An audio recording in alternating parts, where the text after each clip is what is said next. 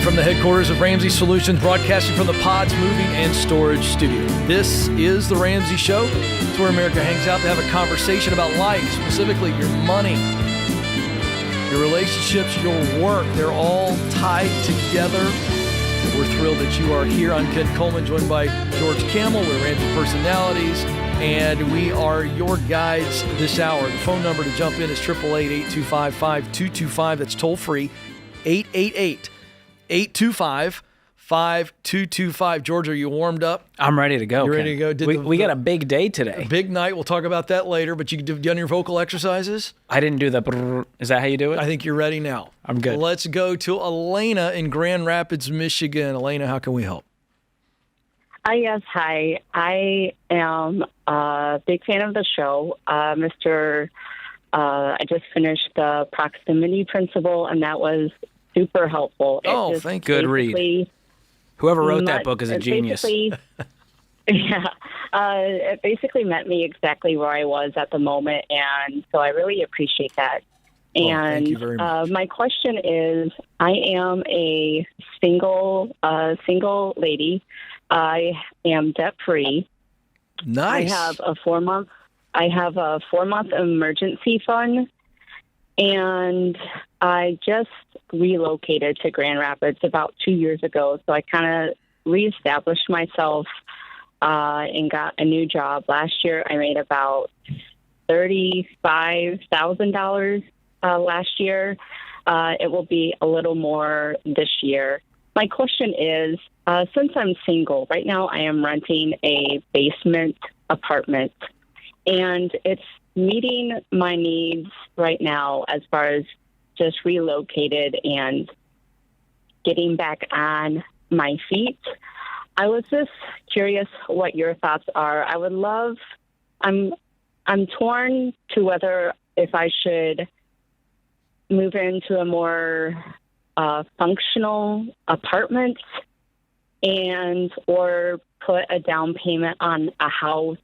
And I guess the reason why I'm going back and forth is just because I am single and I really don't have anybody in the picture or plan on getting married to really help me maintain a house. But I also know that a house can be an asset for you. And so I'm kind of torn of making monthly rent payments or maybe start out getting an apartment and working towards until I find something that I'm looking for a house payment. Cool. So what are you paying for that basement room right now? So the basement rent right now is $475. That's hard to beat in today's America. All right. And what would rent be? Probably closer to $900 to $1,000 for a one-bedroom? Yeah, between $800 to $1,200. Okay. And do you know your monthly take-home pay out of that $35K? It's about close to about $2,500, $3,000. Okay. That helps me. Yeah, I absolutely want you to be a homeowner, Elena, and it may be a little further out. You've got that emergency fund, so your next step would be to start saving up a down payment. I would aim for 10%. 20% is even better to avoid that private mortgage insurance. But that would be my next goal, and it may not be a year or two from now, and you may say, hey, you know what? I'd like to have a little more of my own space. I'm going to move into an apartment. That might mean getting your income up a little bit. What are you doing for work right now? I work in customer service at a bank here in the Grand Rapids area, and I just am starting my own virtual assistant business, which is very much in the infant stage. So I obviously want to do that full time, but I need to get that up to where it matches or surpasses my current income before I walk away or, get to a point to where I can maybe just go part-time. So are you wanting to be a virtual assistant? Yes. So you could go do that tomorrow and probably make more than you're making in customer service, right? I am. And like I said, I'm just now starting my business. So I'm just now starting to get up and running to where I can't really, I am applying for virtual assistant gigs. But right now, it's not to the point where I can step away or go part-time from my full-time job. Okay. Well, as far as getting your income up, that would help with the rent. I would like that rent to be no more than a quarter of your take-home pay. So that would be my goal. Stay in the basement until we get the income up. Once we get it up and it's about $800, turns into a quarter of our take-home pay, let's go rent. And in the meantime, let's start saving up that down payment and have a goal. Look at maybe a condo or townhome. You don't need to get a giant home right now, but even a condo or townhome could be a good future goal in the area that you live in, and figure out, all right, it's $250. I want to put down 10%. That's $25,000. How can I get my income up in order to save that up in the next few years? Okay, that sounds good. I am looking at seeing what townhomes would be, and that's kind of the route I would kind of like to go. But what I have found so far, the townhomes are only renting right now. And so if I did go the townhome route, I would kind of like to buy it. Does that make sense? Oh, sure. Absolutely. And that was my first two homes were townhomes, and it's a great option. You do have to consider a slightly higher HOA fee, but it's not a bad time to get in touch with a real estate pro. You can do that at RamseySolutions.com, and they can help you navigate the search and dial that in to at least give you a picture financially of what this looks like for the next few years.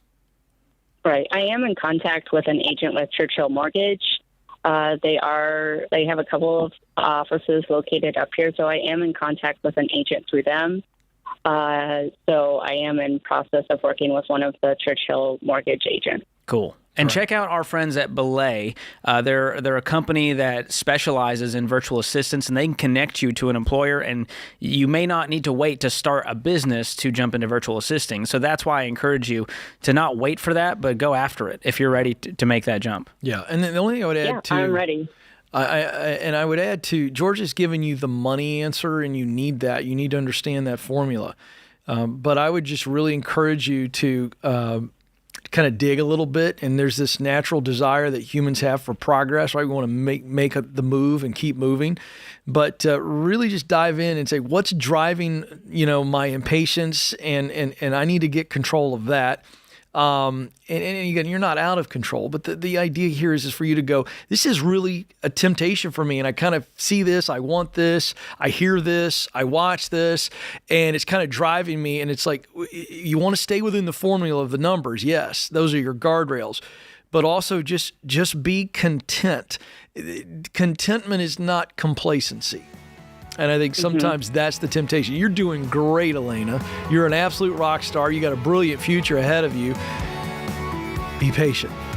Be patient. Wait.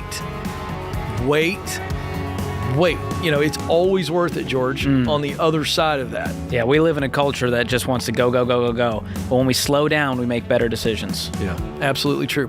Elena, thank you so much for the call. Hey, George and I are here for you. We got to take a quick break. The phone number, 888-825-5225. Don't move. More of The Ramsey Show coming up.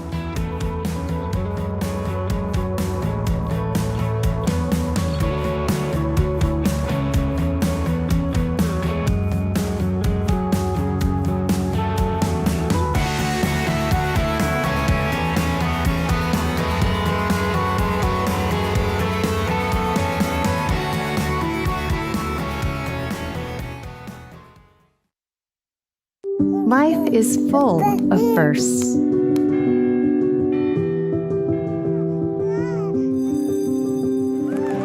As the first and longest-serving Christian health cost-sharing ministry, CHM has shared medical expenses for its members since 1981. We believe you should have the freedom to focus on your health while being supported by a community of believers, giving you the opportunity to create many more firsts.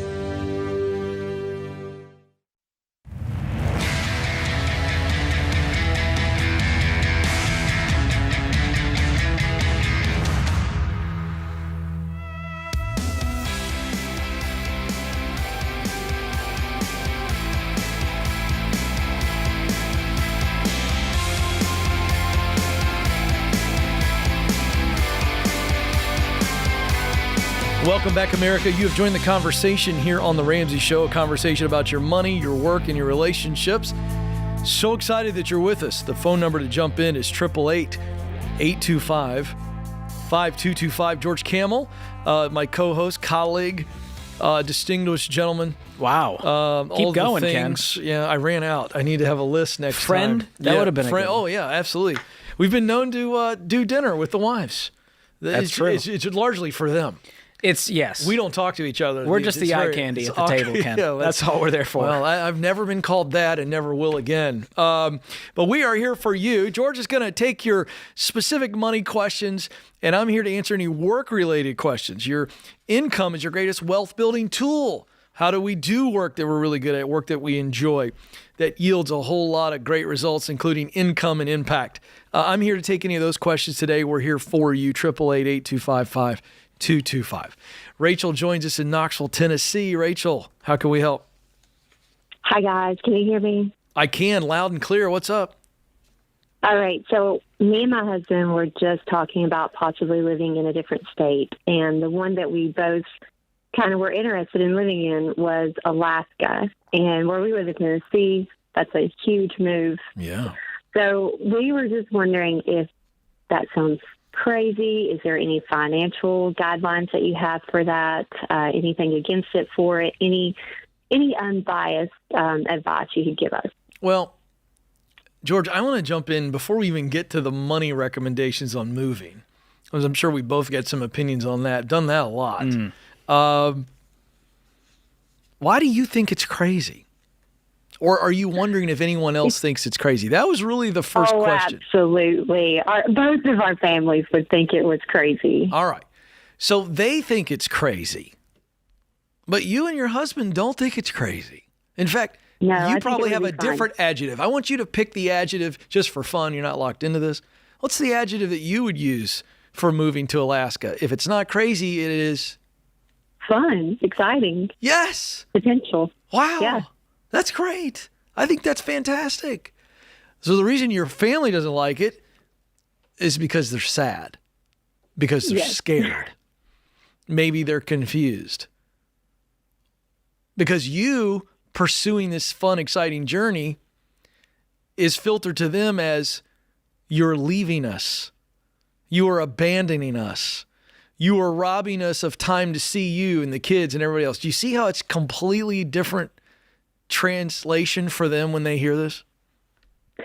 Yes. Yeah. All right, but here's the deal.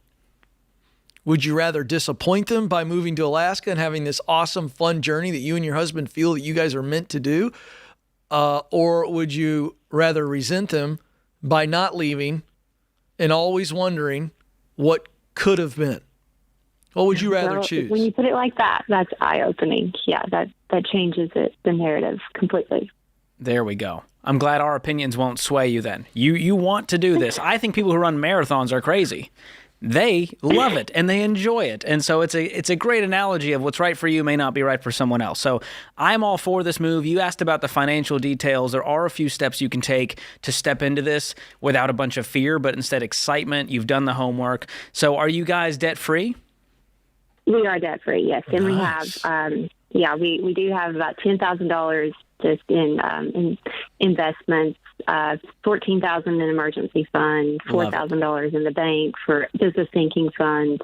So yeah. That gives me great peace about this move. Now, there are going to be moving expenses, so make sure that's set aside. It's not an emergency, so let's set that aside as well and begin researching. You know, what's the quality of life going to be like? What do we need to know about the weather, commutes, schools, areas of crime? What's the cost of living going to be? Have you looked into all that? No, that is exactly why I called you. We didn't consider that at all, other than just where do we want to live and where can we find a job.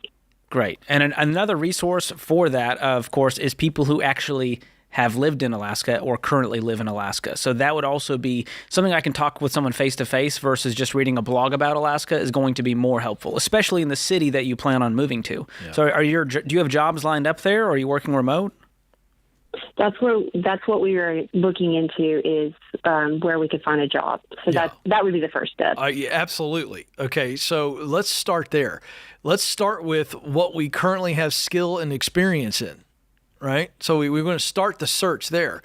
This is what we are doing. This is what we can do. And we begin to look and see, because I've been to Alaska. I spent 6 months there one time working on a campaign, and it's a very spread out, remote. So things are very concentrated. If you're in the Anchorage area, you're going to have a pretty good representation of just most mid-sized cities.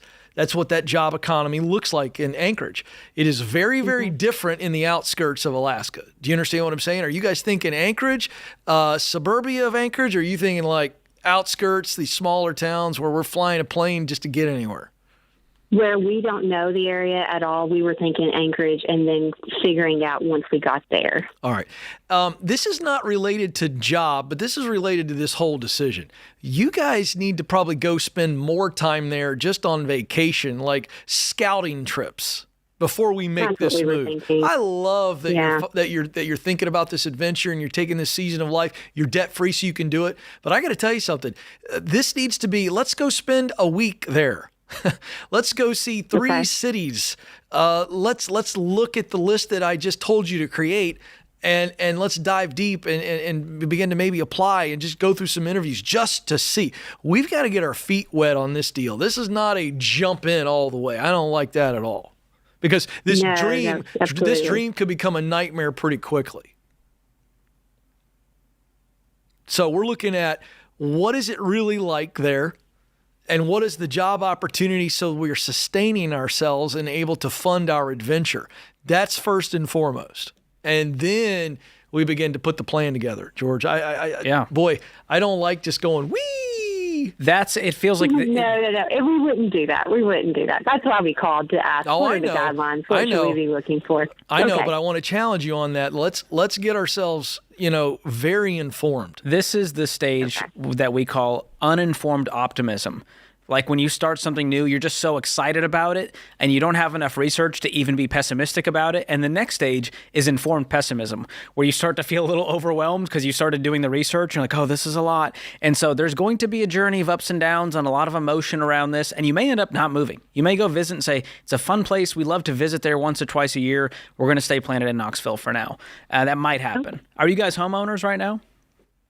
No, we're not. Okay, you're renting. So consider, do we have to break a lease? Is there a fee involved with that? Should we wait until the lease is up? So there's some logistical pieces when it comes to housing you want to think about here too. What do you guys do for a living? Electrician and dietitian. Okay. Well, I like the electrician play. I think that's going to probably be very much, there'll be a lot of opportunity there. But you got some work to do on dietitian and what that may or may not look like there. But an electrician in the trades in Alaska, I like this. I like this a lot. That's what I told my husband. I was like, you probably would be able to find a job before me. Yeah. All right. Well, we've got a great resource for you at RamseySolutions.com, how to move to another state. It's got all the stuff I've been mentioning. I'll make sure Austin gets you a link to that. You can also just search for that on your favorite search engine. But that will start to give you a checklist of the things you need to do, the homework ahead of you in research, and make sure you've got a job lined up before you make this move. The last thing you want is for this to turn into a real stressful situation. George, I want to get them off to a head start. Let's check one thing off the list. I got to talk to our friends at Pods Moving and Storage. Yes. How do you even think about going from Knoxville, Tennessee to Alaska without calling my One friends less thing at to Pods? worry about. Huh? One less thing to worry about. They got the storage, they got the moving. In other words, they take care of your headache. That was good, Ken. Huh? Nice. Darn. So smooth. Well, I'm excited about this Alaskan adventure. Hope it works out, Rachel. Yeah, send us some salmon. Can you do that? I don't think Just so. on ice. Maybe on ice. I don't know how long it keeps. But I know what does keep. The Ramsey Show. Keeps After on this quick cooking. break. Don't move.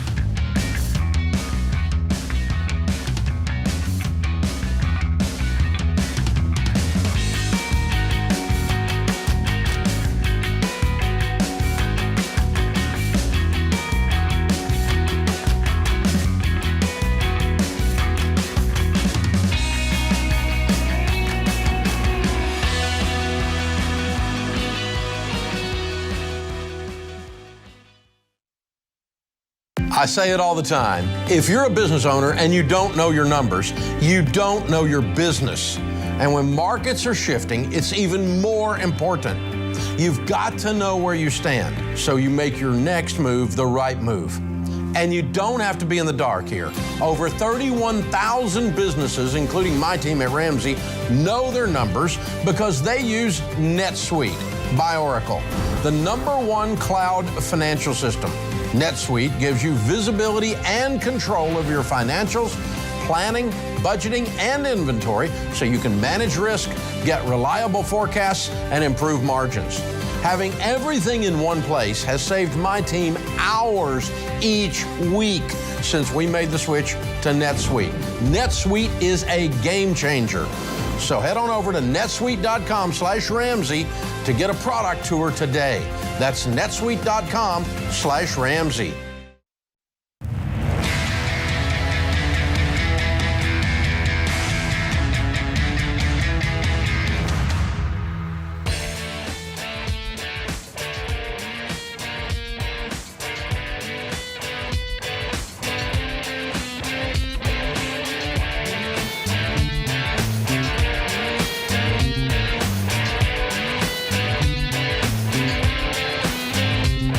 Welcome back to the Ramsey Show, where America hangs out to have a conversation about your life, specifically your money, your work, your relationships. All of those areas of our lives are completely connected, and we want to give you hope to be able to win in all three areas. And George Kamel is my co-host. I'm Ken Coleman. We're Ramsey Personalities. And big night tonight, folks. The lobby is a zoo out there, I don't Ken. know what you're doing wherever you are, what big show you got TiVo'd or what you're watching on Netflix. Maybe a Dixie Stampede, a little dinner and entertainment. Maybe. I don't even know what that is. Feels like that's something you do in Pigeon Forge. 4 people out there understand. Okay, great.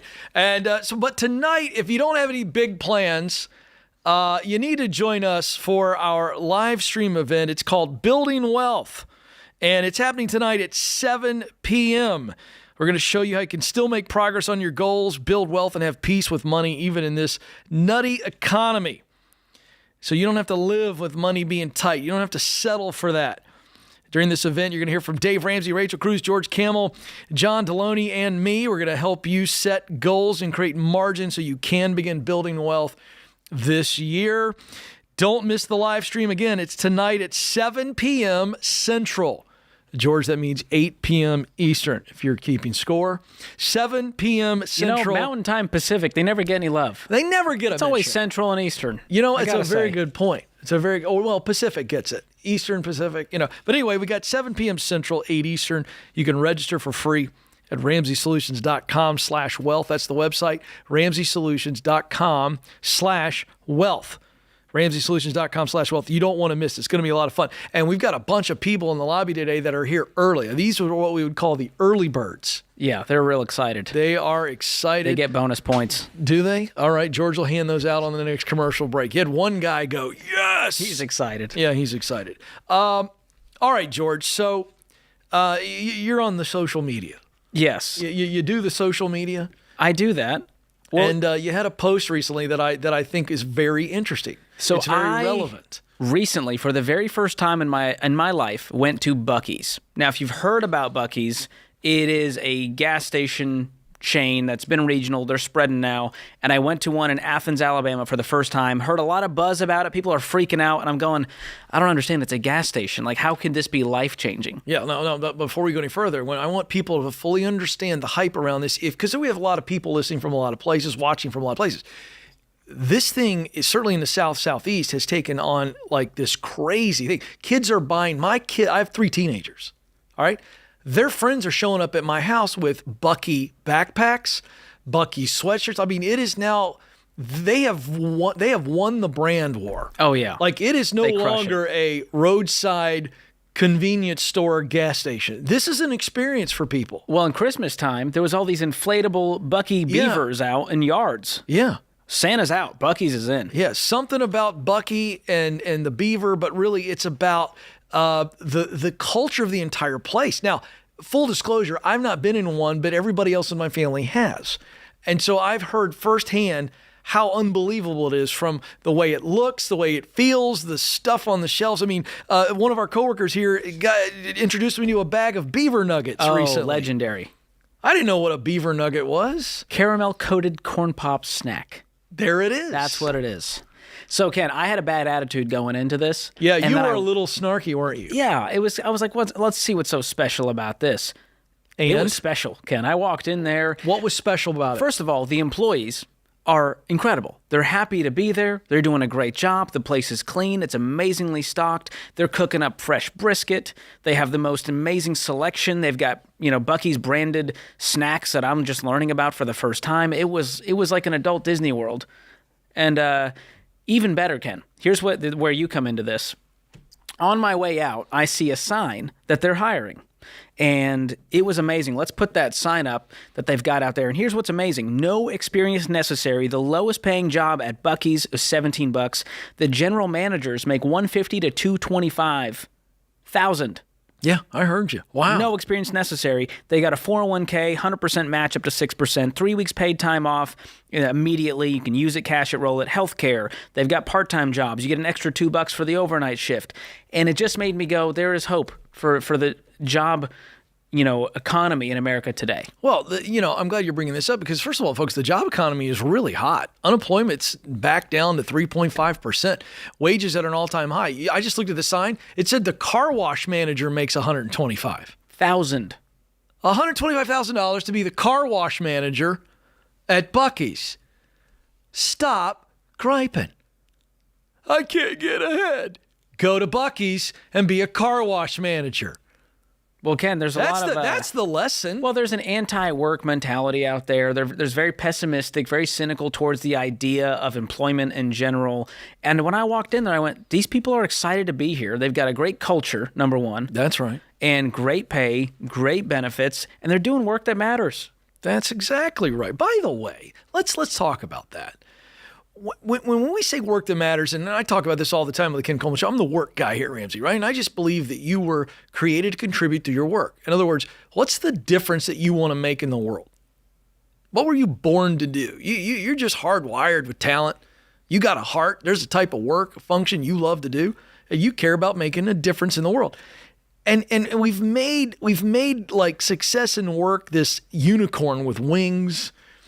And it's like, how can I join myself? And the fact of the matter is, some of those people are really in their dream job. And it's not because it's sexy or that it pays $1 million. It's just they really enjoy showing up every day.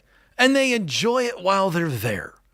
And they can see a result that they care about. And no experience necessary means I didn't need to go get a 4-year degree because of the pressure from parents and society to then have to get a job that pays $30,000 that I'm miserable in. This is the trend of 2023, right here. What's that?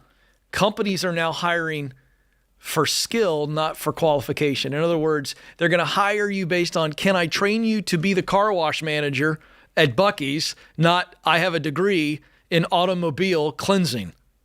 It's less about the degree. Companies are dropping degree requirements, and they're going, we're going to hire for skill. In other words, what they're really saying is, if we feel you have the raw talent and you got some good character, we're going to train you to have the skills you need.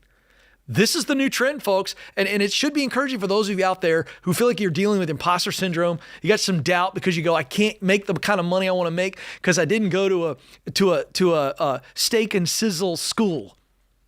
I didn't go to an Ivy League school. I didn't go to the biggest school. I don't even have a degree at all, Ken. Well, guess what? The playing field is being leveled. Companies are saying, we just want good people. We'll train them how to do the job. And Buc-ee's is an example. They're saying it in their ads. They're going, no experience required. What? Isn't that lovely? Well, I think companies are now hiring for character, competency. That's it. And they're going, we can we can teach you how to do the job. That's fine. But do you have the people skills? Do you have the soft skills, the hard skills, all those pieces coming together to then create a job? Did you get your car washed, by the way? I didn't. We were in a rush. It was in and out. I got some brisket, got out of there. But man, I wish I could have stayed for hours, to be honest. Well, and what people need to understand is what a quality company looks like and sounds like and feels like, and this is it. The people are happy. The environment is nice. There's a direct correlation between happy, excited, enthusiastic people and a clean, energetic environment. You could have ate a meal off that bathroom floor, Ken. Well, it was that clean. It says a lot to me that the George Camel that I've known for quite some time, bought brisket at Buc-ee's. In fact, that's my biggest surprise of 2023 so far. And I dare say at the end of 2023, you'll still be at the top of the list. I've been described as bougie. And so people go, you're going to get brisket from a gas station? No, don't look at it like that. This was the highest quality brisket known to man. You're persnickety. And it was cut to perfection. The barbecue sauce, Ken, was rich, flavorful. I got to tell you, this is not a free ad for Buc-ee's, but it really is, because, folks, George walking into any gas station off of any interstate exit is like the doctor walking into surgery.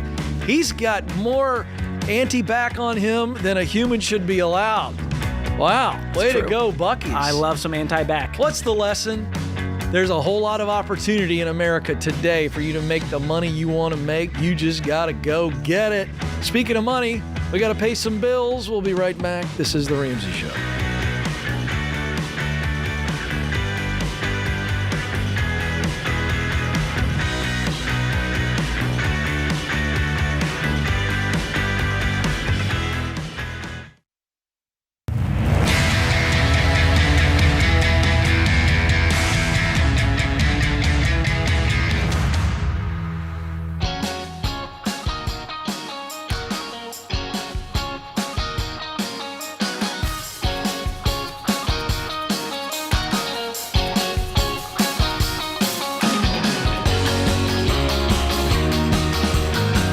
Welcome back to The Ramsey Show, America. I'm Ken Coleman, joined by my colleague George Camel. Thrilled that you are with us.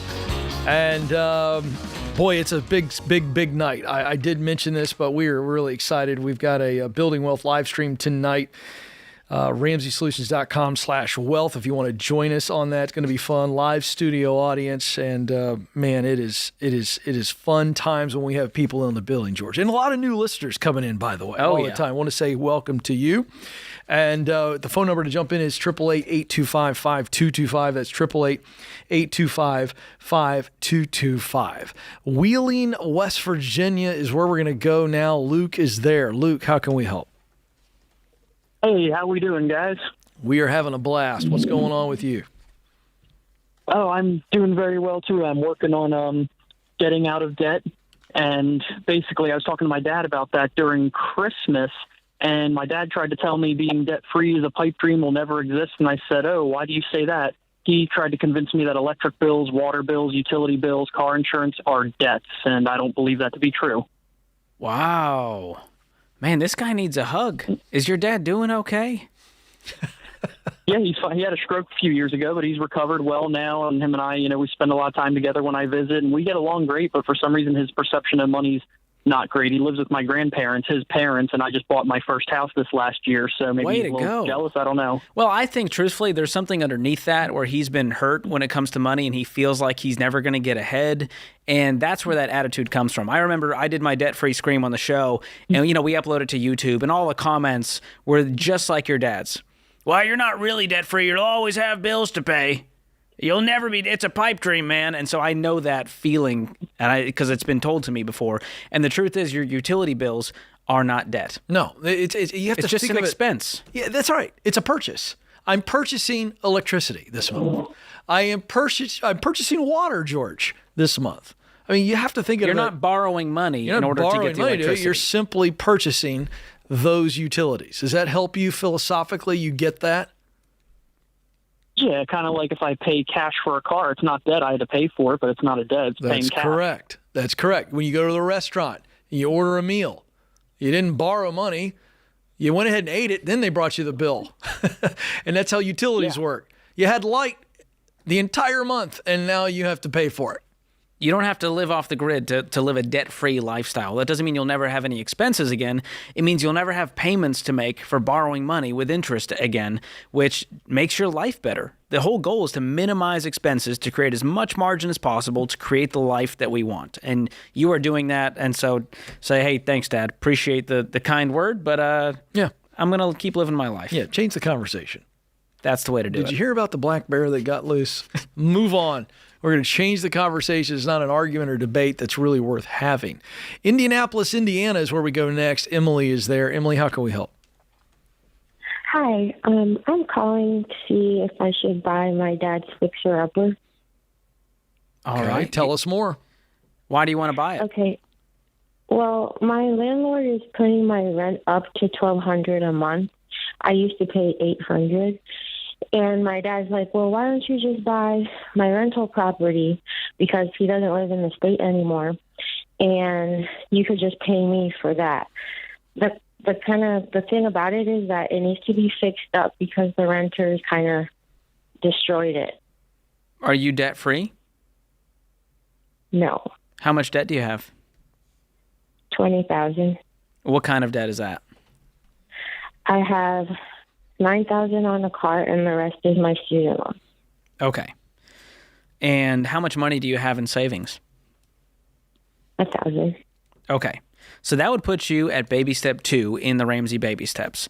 And the spot where you would become a homeowner, buy a house, would be baby step 3B, where you'd save up that down payment. So the goal right now is to become completely debt-free, have a fully funded emergency fund of 3 to 6 months. Then we can start saving up a down payment. But right now, we don't have the money to invest into this fixer-upper and buy it from him, and it sounds like it's going to be more of a curse than a blessing in your life. And so I would just go, where else can I rent that's cheaper? Or do I need to get a roommate? Would that be an option? Well, he said, hey, I can rent it to you for what I'm paying for the mortgage for it or whatever. He said, I can rent it to you, and then the money you would be kind of saving on rent, you could just use it to fix it. What would the mortgage be, and what would your rent be then? $650. Okay, but then you still need the money to fix it up. Yeah. Yeah, but let's run the math on that. So you're saving $150, if I heard you right. Your current rent's $800? Yeah, but she's putting it up now to $1,200. No, I know. But I'm saying if you take your dad's deal, okay, and so now you're paying $650 to your dad, you've saved $150. And his proposal was you take what you're saving on rent now, going from $1,800 a year. Yeah, and so that's not going to go very far. You can't do a whole lot of fixing on $150 a month or $1,800 a year, and I just want you to understand that. That could get frustrating pretty quickly. What are the repairs needed? Mostly cosmetic, like the carpet all new carpet, paint, and like bathroom stuff. Why isn't he paying for that? Because he's like, well, since it's going to be yours, then you need to pay for it. Yeah, I don't like the spirit of this discussion. Yeah. If you're going to be a renter, it's not yours. Right? Right. And so I don't want you sinking money into an asset that you don't even own. Yeah. You're not going to see any of the appreciation on that. Now, long term, you may own it one day. Yeah. But right now you don't. And so I don't want you sinking money into this thing and all of a sudden he goes, hey, I could charge $900 rent. You're out. And I'm not going to sell it to you because I need the money because I'm retired and don't have enough. And so I need this rental income money. And now this deal you thought was going to happen doesn't, and it creates resentment. Okay. And so I want to protect the relationship. And when you start to mix the finances with family and the deal was going to happen, and if you do anything, you got to be working with a real estate attorney, get all of this written down with a contract, not because you don't trust him, but because it's a way you say, I love you to family. Okay. And so if he wants to do the renovations and you pay him $800 once it's renovated, I would take that deal. But I wouldn't cover these on your own. Yeah. Okay. So here's what we're trying to help you avoid. To get in a sticky, ugly family situation with your dad, all because your rent's going to go up $400 a month. So really what we're saying is, what is the best solve for that? Right? I mean, it stinks when your rent goes up, right? That's real. Well, what's the best solution for that?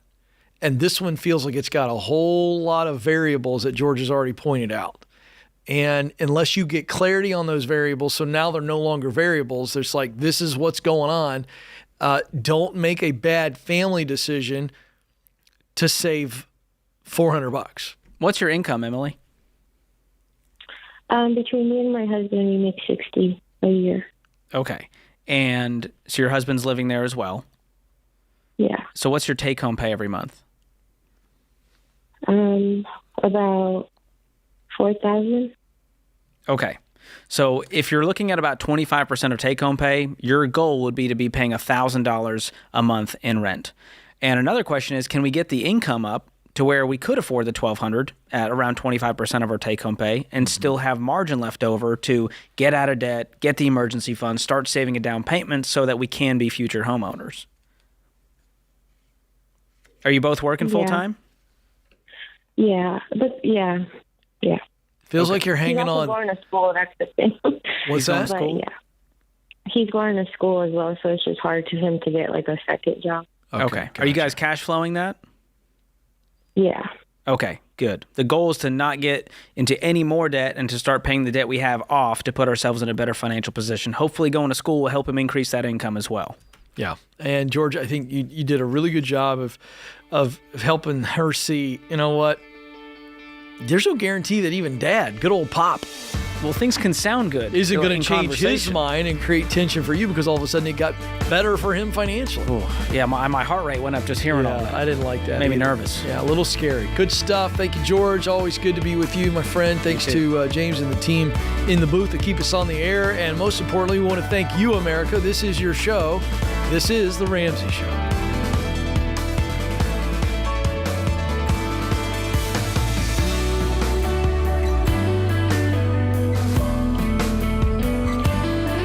Hey folks, Ken Coleman here. Did you know The Ramsey Show is one of the most popular podcasts in the world? Get your daily dose of advice on life and money.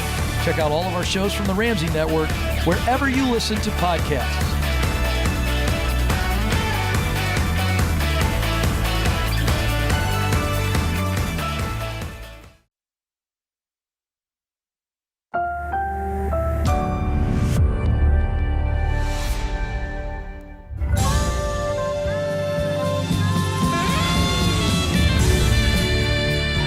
Live from the headquarters of Ramsey Solutions, broadcasting from the Pods Moving and Storage Studio, this is The Ramsey Show. It's where America hangs out to have a real conversation about life, specifically your money, your work, your relationships. I'm Ken Coleman, joined by George Camel this hour, and we are here for you to guide you to breakthrough. 888-825-5225, 888-825-5225. And I do want to say, if you're a new listener and you'd like to learn more about the baby steps, what is this show? What is it really about? How are all the different ways that we can help you?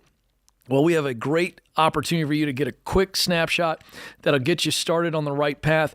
It's the Get Started button at our website, RamseySolutions.com. RamseySolutions.com, click on Get Started. All right, Jake is up in Tampa, Florida. Jake, how can we help? Hey, Ken. Hi, George. How are you guys doing today? We're having a blast. Awesome. So bear with me. I have a little bit to share. I just want you guys to kind of understand where my mind is right now. Take your time. Can you guys hear me okay? Yes, sir. Loud and clear. Awesome. So I graduated with my bachelor's in business management last May. And then this past semester in the fall of 2022, I tried grad school out and pursued an MBA. And I just found that it wasn't for me, so I dropped out. So currently I'm looking for a full-time job. So right now, as you know, as many high-level people say, our greatest asset is time. And I love how Alex Hormozy, I know you've talked to Alex, Ken, is that correct? Yes. Yeah, so I love his perspective on learning all the skills and eventually deploying all of them into a business idea or a great company to work for, even investment opportunities. So currently I don't have any specific passion to follow or my own business idea to start. So I'm trying to go about my career and building my skill sets. So I thought a good way to start off would be going into sales. And for the past few months, I've been constantly applying to job postings, reaching out to companies and employees, especially through LinkedIn. And I seem to can't find a job anywhere, and no one's wanting to hire me. So I'm not sure if I'm going about it in the wrong way, or I'm not really sure where to start. Okay, so if you could help me out with that or give me any piece of advice. Yeah, absolutely. So let's dig into what you said. I'm having a hard time finding a job, and then you said, I can't get people to hire me. So are you getting job interviews? A few. And you making it past the first? Are you making it past the first one, or are you just kind of doing the introductory and you never hear anything? I actually have two lined up, and they're just basic entry-level sales jobs. A couple of them were not really any of interest to me, but usually I'll have one interview, and then at least the one interview I've had, I went to one interview and then I didn't hear back from after that. All right. Well, so let's get a different strategy. So right now, you know that sales, and you've been paying attention to Alex, and I think he's right on this. And we did a deep dive interview. You can see it at the Ken Coleman Show YouTube channel. The reason that sales is a good place for someone who's not quite sure what the long term looks like while they're getting cleared, I'm going to give you some resources to actually help you today. All right, that's coming in just a minute. But why sales is absolutely a good path for you while you're trying to figure things out is because it's a wonderful experience. If you can win in sales, you could win in marketing. If you can win in sales, you can win in leadership. If you can win in sales, you can win in customer service. If you can win in sales, let me tell you something. You can win because sales, at its most fundamental application, a salesperson, is problem solving with a serving spirit. Like a great salesperson is solving a problem through the product or service, and they're doing it in a way that is really service focused. You can take that all the way up the ladder, man, to CEO, entrepreneur. It's a wonderful, wonderful thing. So I think what's going on here is you need to be more urgent and you need to be less picky. So that's my formula for you. I'm going to give you some tactical things, but I think there needs to be a philosophy for you right now in my head. In other words, your mindset needs to be, I need to be very urgent and I need to be less picky, because I'm not limited to the first sales job. I'm not limited to the second sales job. I want to get in and start getting some sales experience and start making money. True or false? True. Absolutely. So there is a principle that I created after George talking, I don't know, a couple thousand phone calls when we started the Ken Coleman Show years ago. And I came up with it. It's called the proximity principle. And I was trying to come up with a way for people to understand, how do I get connected to actually get the job I want? And that's what you're calling about. And the principle says this: in order to do what I want to do, sales, I've got to get around people that are doing it, salespeople, sales managers. And I got to get in places where it's happening. I can start getting like, maybe I'm online forums, maybe I'm going to conferences on sales. Like, I'm always thinking about, I'm around people that are successful in sales, and I'm reading about sales. I'm thinking about companies that have sales positions are open. I'm going, who do I know over there? I need to get over there, because here's what happens with the proximity principle. You break it down to this: the right people plus the right places equals opportunity. And so you're calling me right now and you're saying, I don't have any opportunities. And that's not the case. You aren't in the right places and you aren't around the right people. Because if you're around the right people and in the right places, here's what's going to happen. Opportunities are going to come your way. You're going to have conversations. Somebody's going to go, you're a sharp young guy that wants to sell. I'll teach you how to sell. Come work for me. Now, right. I want to pause. I hit you with a lot, but is what I'm saying, is it hitting you right between the eyes? You're right. Absolutely. So you got to get busy. What are you doing right now for income? I'm just working part-time jobs right now on the side. I do some marketing for a couple local companies in the area, just doing social media marketing. Yeah. Okay. If I were to pull up sales jobs in Tampa, Florida right now, what would I see? TQL, a lot of insurance jobs you could do. Okay. So those are the few that popped up to me. You or need like to go get Insight. Okay, so here's the challenge for you, Jake. You're working a couple of part-time jobs right now, so the bar is low. Let's raise the bar by just going and getting a sales job. Go down and get a car, sell a car tomorrow. Go get a job. Go start selling something.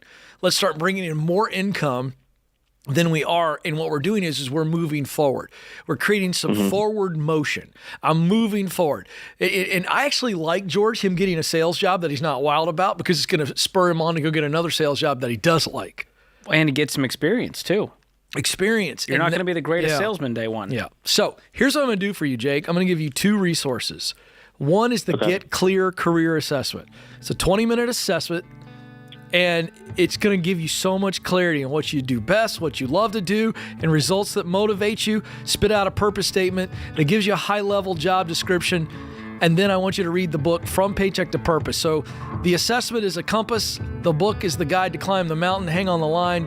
We'll get you that. And that's going to give you tremendous clarity, which will then give you confidence to actually step out and move forward. Thank you, young man. The best is yet to be. Get after it. George Kimmel, Awesome. Ken Coleman are here with you. This is The Ramsey Show.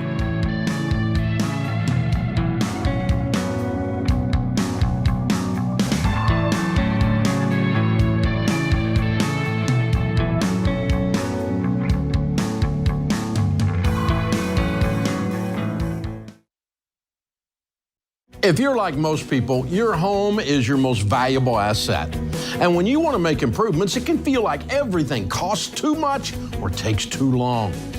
But something as simple as custom window coverings from Blinds.com can completely change your space and add value to your home. We've recommended Blinds.com for over a decade, so you know you can trust them. From blinds, drapes, and shutters to motorized shades, they make it easy and affordable to upgrade your entire home, and their team is ready to help with everything from design consultation to measuring and installation. Plus, there are never any misleading quotes or hidden fees. Everything's backed by their 100% satisfaction guarantee, and shipping is always free. See why Blinds.com is the #1 online retailer of custom window coverings. Visit Blinds.com to save up to 40% off everything site-wide. Go to Blinds.com for more information.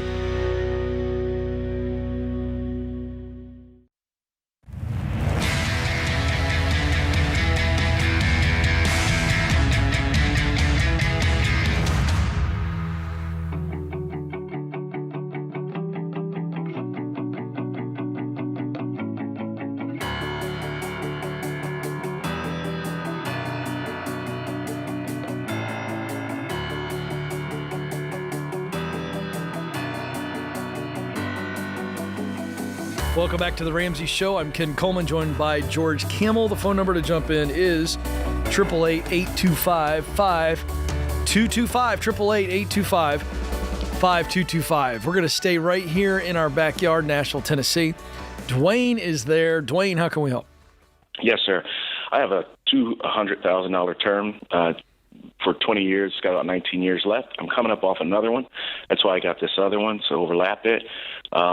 But because I'm just coming up off the first one, I'm wondering maybe I should get a whole life. And I'm listening to what you and I think Suze Armand, everyone say, hey, whole life is bad. But every time I talk to the Mutual Mass and these other, they're convincing me, no, it's a solid, you won't lose money. And so I wanted to call directly and find out, what am I losing when I start talking to them that it seems like I'm pretty firm on while I'm listening to what you guys are saying? Is there something I'm missing in translation? Well, Dwayne, here's a simple way to think about it. What would they stand to gain by persuading you to get whole life versus term life from them? I'm sure some kind of financial gain. There we go. The commissions on whole life are astronomical, and there's a good reason. Your term life policy costs about 5% of the cost of an equivalent whole life policy. And so when you're paying, $15, $20, $30 a month for that term policy versus $600, well, there's a lot more wiggle room for them to steal your commissions under the guise of, well, you're going to build this cash value policy and you're going to invest it over a long period of time. You're going to make so much money, Dwayne. Don't invest in the market. Invest with me in this insurance policy. Do you see what they're doing there? Yeah, but it does sound like, again, this is when I'm talking to them, I get overwhelmed, the numbers and everything. And when they get done, they say, hey, look, see, you put this money in, which to me is a huge amount of money per month. It is. That you could be investing yourself into much more solid investments that have a much better track record. But what they do, I'm guessing here's what they did. They did some real fancy math that was real complicated to where they're like, well, goodness. Dwayne, you just got to trust me, man. This will work. Yeah. Yeah, I have a little. I'm going to just throw this. Let's get out of the money. You started the call by saying that you agreed with us on whole life. You've listened to this and you have an opinion on this yourself. True or false? Yes. When I listened, I said, "Hey, that sounds right," because it felt crazy the money they're asking for. Right. So hold on. So who stop. Who can afford that? I know. So stop. So remember why you feel that way. We've made a case, and we didn't convince you. You convinced you. And so you walk away going, that's nuts. It's crazy to put all that money in there. It just doesn't make any sense. You got to remember that. Do you trust yourself? Do you trust your common sense? Do you trust that opinion that you came to before you ever walked in to talk with these guys? Typically, obviously, I do. Well, I know. So no. But what happens is you sit down and somebody makes a really compelling case and they've got this thing down pat, then what they're saying makes sense too. But then you go, it doesn't make sense, but now they're making it sound like it makes sense. You just got to say, I don't think it makes sense. I know it doesn't make sense. Here's why. I think it's crazy, and then move on. Well, there's a fear factor, too, that after 20 years, what's going to be the cost of another term? I'm 50. Dwayne, here's how George term can works. tell you that. So the idea is that now you don't have insurance for your whole life. The idea is that you follow the Ramsey plan. You pay off your house in 15 years if you do our plan with a 15-year fixed-rate mortgage, and 20 years later, you've got a huge pile of money in your investment accounts, and then you become what we call self-insured, where you don't need that money anymore because you have more than that in your investment account. And you only need it if someone relies on your income like a spouse. And George, real It's that quick, simple. just break that down. The money that you would invest a whole life and the return on that versus the money you would put in the 401k, the stock program, mutual fund program based on the growth of the whole that 9 yards that we the return on that is big time different. Break it down quickly. Yeah, so if you take the difference from that whole life premium with your term premium, take the difference that you would have paid and you pop that onto our investment calculator at RamseySolutions.com, and let's say you get an average return, even 8 to 10% over 30 years, see what that would turn into by doing it on your own. You don't need them because all they're doing is taking most of that in commissions for the first bunch of years, and eventually maybe you'll get a crappy return. So avoid this at all costs. And why even talking to these people? Go talk to our friends at Xander. They're not going to sell you this whole life crap, and stop even entertaining these fools. Yeah, it's absolutely right. Good advice. You got me riled up. Dwayne. Well, I love when I love when you I lead a break sad down the life. numbers. That's what gets me riled up, Ken. But it's fine. Well, it's fine. You're doing great. Gives me the juice. You're doing great. Yeah, I like seeing you with the juice. Jay is on the line in our nation's capital, Washington, D.C. Jay, how can we help? Hey, how are you today? We're having a blast, Jay. What's up? My question for you is in terms of paying down my car debt, I am paying less interest on my car loan than I'm collecting in the bank in my mutual fund. So why would I pull out $25,000 or so, pay it down, when I could just let it accrue the differential? You're a genius, Jay. So here's an idea. Why don't we go borrow as much money as we can to funnel into investments if that's the case? If it's a locked rate? Yeah. Both sides? Would you do it? Okay. Tell me why I shouldn't. Have you seen the stock market, Jay? Am I the only one Googling around here? No, I didn't say that. I said to you, if you have locked rates. I have locked rates on my car loan and my mutual fund. What's your mutual fund making? 3.9. Okay, so my money my high yield savings account makes more than that, and that's guaranteed for how long? I have to check that. Get squishy Not there. sure. What if it goes down to 3%, 2%? So then I could pay it off. Well, here's another question. How much is your car payment? Monthly? Yeah. $480. So wouldn't it make more sense to free up $480 to then funnel into those investments? And also, 4% kind of sucks. What's that? Putting $480 into an index fund or a mutual fund, on average, over the next 30 years with long-term thinking, you could be making 8 to 10%. Agreed? Mm-hmm. And so I'm giving that money away. That $20,000, let's say, is the payoff of my car. So I could either give it away today or give it away over the next 3 years. But one way or another, that $20,000 has to go to the car payments. If you went back in time, would you go into debt again for the car? No. I don't know why you're defending the lenders here, going, well, these guys are my friends because they gave me a low interest, loan on my I'm car. trying to figure out what I should do. I listened to your Pay off lecture. the dang car. I'm all about it. With that, but I'm trying to figure out why I should give away my $20,000. I can't convince you that a debt-free lifestyle is going to give you a better life. You're not giving away. I agree with you. But you're not, I agree with you. No, but you got the wrong narrative. You've really concocted this in your head, and if you're here to debate us, we're not going to. I know you're not. No, I'm not. But listen, brother, but it keeps coming back to that, and I think you've got the wrong narrative. The narrative is that why should I give away $20,000? The real question you should be asking yourself is why did I borrow $20,000 for a car that I couldn't afford? You put yourself into $20,000. I know. That's why I said your narrative is it is wise to leverage debt in order for me to build wealth, and I have found that debt is not a friend of mine. It doesn't help me build wealth. It steals from my paycheck. It steals from my joy. It robs me of so much. And so therefore, here's the way to think about it. What if every dollar coming into my house I could use for whatever I wanted, and I could invest that money and get more than a 4% return long term? Mm-hmm. And what if I could have paid cash for a car that allowed me to do that? So what's your income? 180. You're making $180,000? Dude, and you had to shouldn't borrow even for be a car? borrowing for a car. Why'd you do that in the first place, making that incredible of an income? Mm-hmm. I hear you. Well, I'm wondering, dude, you're crushing it, and you could really build some amazing wealth. Are you a net worth millionaire yet? No. My question is, why the heck not? Yeah. You make $180,000, and we're wondering what we're doing with it. We're trying to play games. I'll tell you why, because he's spending $480 a month as one example towards a depreciating asset. Not sound financial decision making. Now, we're not knocking on you. We're trying to help you see what the real narrative ought to be in your mind. Why am I spending $480 a month for a car? Jay, try this. Pay off the car. You could probably do it today. I imagine you have the money. And live a debt-free life for a year. And if you hate it, if you absolutely hate where you are, you can always go get a loan. They'll be happy to give it to you at probably 8% interest rate. Oh, they love you. You can always go get more debt. I like that one, George. That was a fun one. We had some fun there. Hopefully, Jay, you didn't take it too personal. Oh, we're I love for you. Buddy. We're for you. This is The Ramsey Show.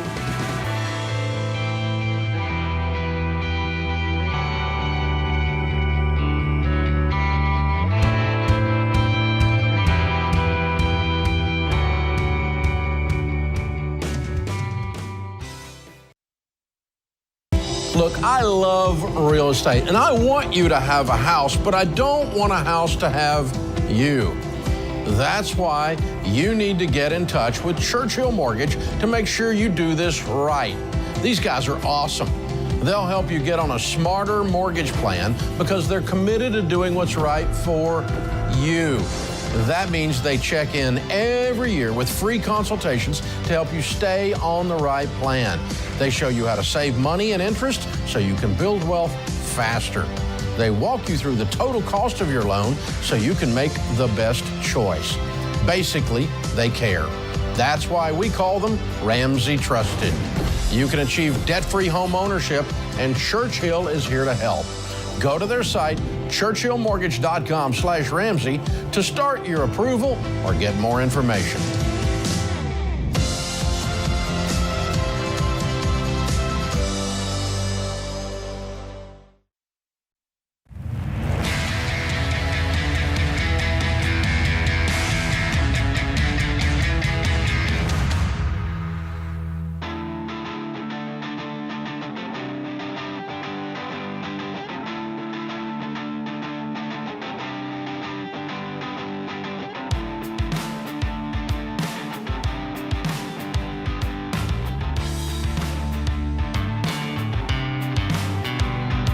Welcome back to The Ramsey Show, America. We're thrilled that you are here. This is where America hangs out to have a conversation about your life, specifically your money, your work, and your relationships. All of those are tied together if you want to live a life well.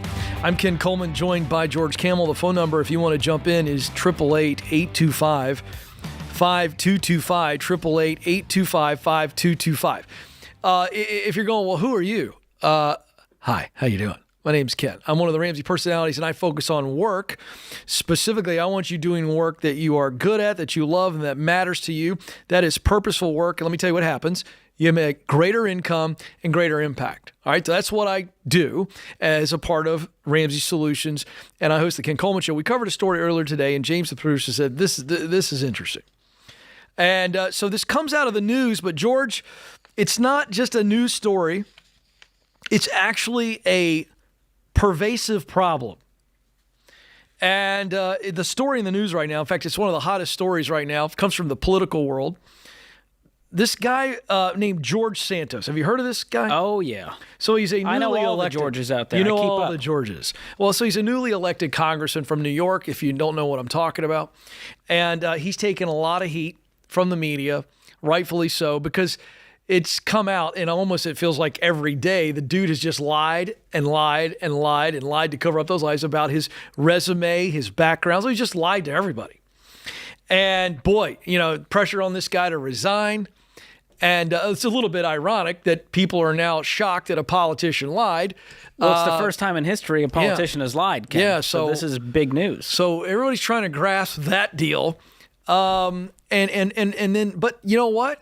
There's a deeper thing here, and there's a temptation for all of us to do what George Santos has done. And I'm going to break that down in a second, but I wanted, George, you pulled it up. Give us, if you would, just a couple of the fantastical lies that this congressman has laid out for everybody. Lied about where he went to school, lied about where he worked, lied about owning a number of rental properties, lied about being robbed of his rent money, lied about his criminal status in Brazil, lied to donors, lied about his athletic accomplishments, lied about the timing of his mother's death, lied about his campaign finances, and this one might be the funniest one. He lied about being Jewish, and then he came back and said, no, I said I was Jewish.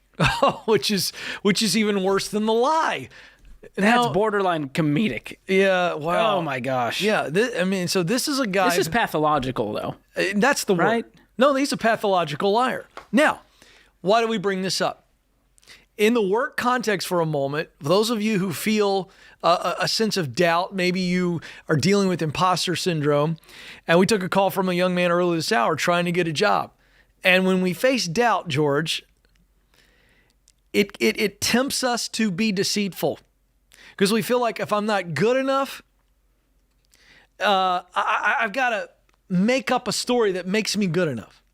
That's the slippery slope. And that's what he did. Well, he took fake it till you make it to a very dangerous level here. Oh, man. I mean, it's He's unbelievable. So doubt leads to deceit. When we don't manage our doubt, I don't think I'm good enough. I don't think I'll get the job. I don't think they'll like me. I don't think she'll marry me. I mean, this thing spirals out of control, and it's all deceit, lying like this. And this is unbelievable, folks. Listen to this data. This is right here. In my hand, CNBC article, 55% of Americans admit to lying on their resume at least once. 55%, George. This is according to a recent survey from Standout CV. And now it gets worse. By the way, before I tell you this data, if anybody out there wants to really know what we the people are really like, you want to know what the people of the world are really like, you want to know the true human condition, go look at Google searches. That's the ultimate indicator of who we are as humans. Case in point, the number of Google searches about how to fake a resume is up. The searches for how to fake a resume is up 48%, George. So what are people lying about?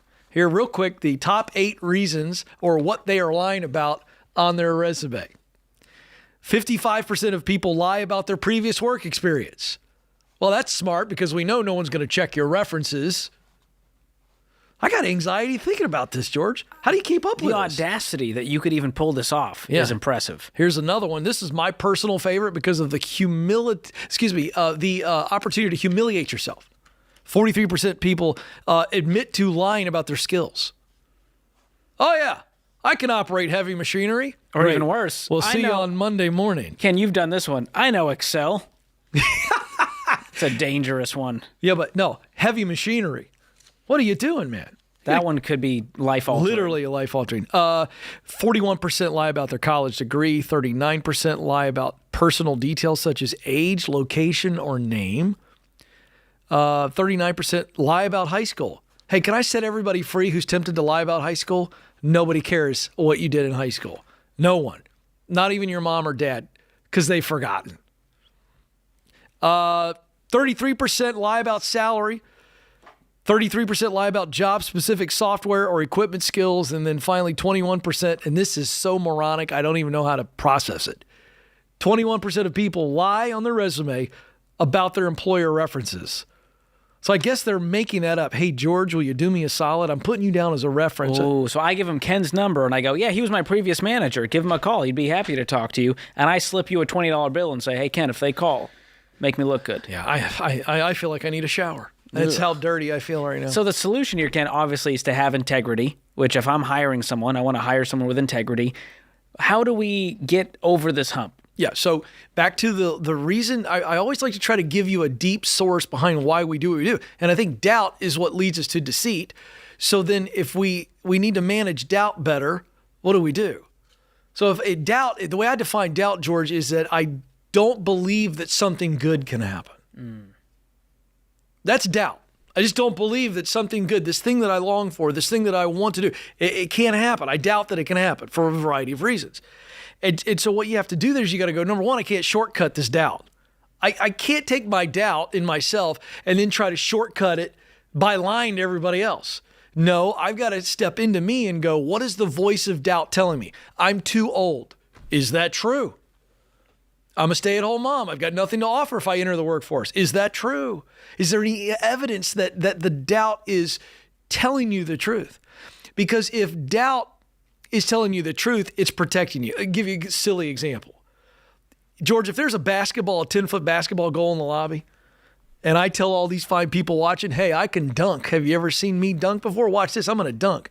And moments before I go to dunk the ball, I have some serious doubt because I haven't stretched. And let's be honest, I've never dunked a basketball.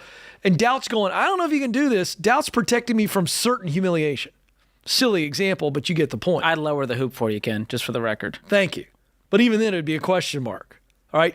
But if doubt is saying, I can't ever start a business, I can't pay off debt, I can't get through the baby steps, I can't earn enough money to do it, that's holding you back. That's the idea. So instead of lying and trying to shortcut, which is what people do here, to get the job, you got to go, what am I doubting? Why am I doubting? Is there any evidence to support that?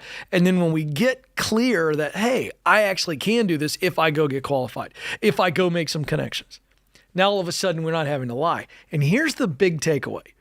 The reason we bring this up is because you can do severe damage to your ability to earn money if you get caught lying like this. I mean, because if you're lying on a resume, you'll lie on the job. And that's the idea. And if I'm the hiring manager, I'd rather you come to me and say, hey, listen, I know you require this much experience. Here's what I'm bringing to the table. I know I'm not quite there, but here's what I'm doing to get there. I'm impressed. I'm ready to hire this guy. Right. Versus someone lying to my face. Yeah.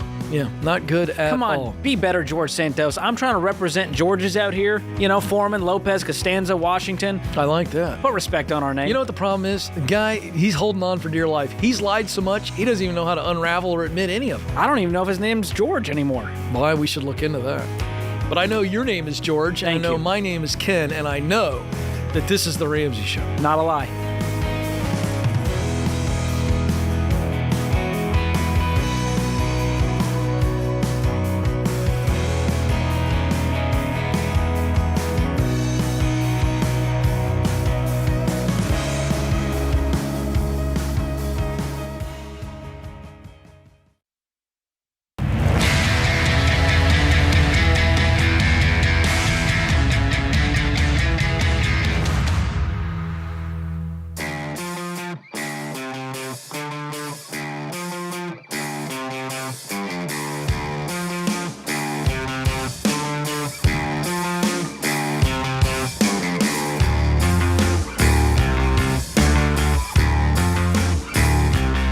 Welcome back to The Ramsey Show. I'm Ken Coleman. I'm joined by my colleague George Camel with a K, by the way. Thank you for that, Ken. Get that right. 888-825-5225. 888-825-5225. It's time to talk about the big night again, George. You got plans tonight? I'm getting jazzed because I'm going to be on stage tonight, Ken. Big keynote. Don't miss it. Yeah, big. Oh, yeah. Is it a keynote? You doing a? That's what they call it in show business. How long are you going to speak for? About 20 minutes. 20 minutes, right here live in the lobby. Leave them wanting more. Huh? Leave them wanting more. Yeah, I know that I'll be wanting more. I know that. So tonight, in the lobby of Ramsey Solutions, where we are broadcasting right now, Building Wealth live stream. This has been a very popular event. We had a very full and very fantastic, dare I say, fall tour. Yes. Sold out crowds everywhere. And tonight, it is here in the building. It's a free live stream for you. It's happening tonight at 7 p.m. Central, 8 Eastern. Dave Ramsey on the stage, Rachel Cruz, George Camel on the stage speaking, keynoting, as George likes to say. And my colleague, Dr. John Deloney, and I are joining for what we like to call a round table. I was going to say a spirited discussion. A spirited discussion. And I'm not going home after work. I'm, hanging Late around. night at the office, and I love it. It's going to be a lot of fun. And you can still get in. And did I mention that it's free? I think I did. RamseySolutions.com/wealth, RamseySolutions.com/wealth, RamseySolutions.com/wealth to sign up. It's going to be a lot of fun. And what are we going to be talking about?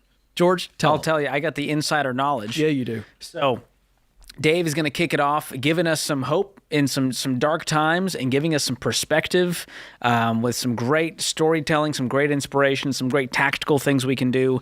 And then I get up there and I show you how to create margin to build wealth. And the true reason most people aren't building wealth, they don't have the margin to do it. And so I've got some real tactical steps to walk you through.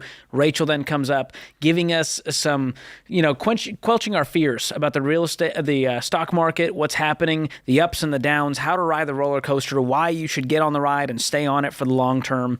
And then we're going to have a great discussion with all five of us, you and Dr. John Deloney, talking about what we're looking at for 2023 as far as the trends go. Oh, I like talking about the trends. You're very trendy. Very trendy. No, I'm not at all. And does your margin keynote, does it involve anything on brisket at Buc-ee's? I didn't work that into the talk, but it may not be too late.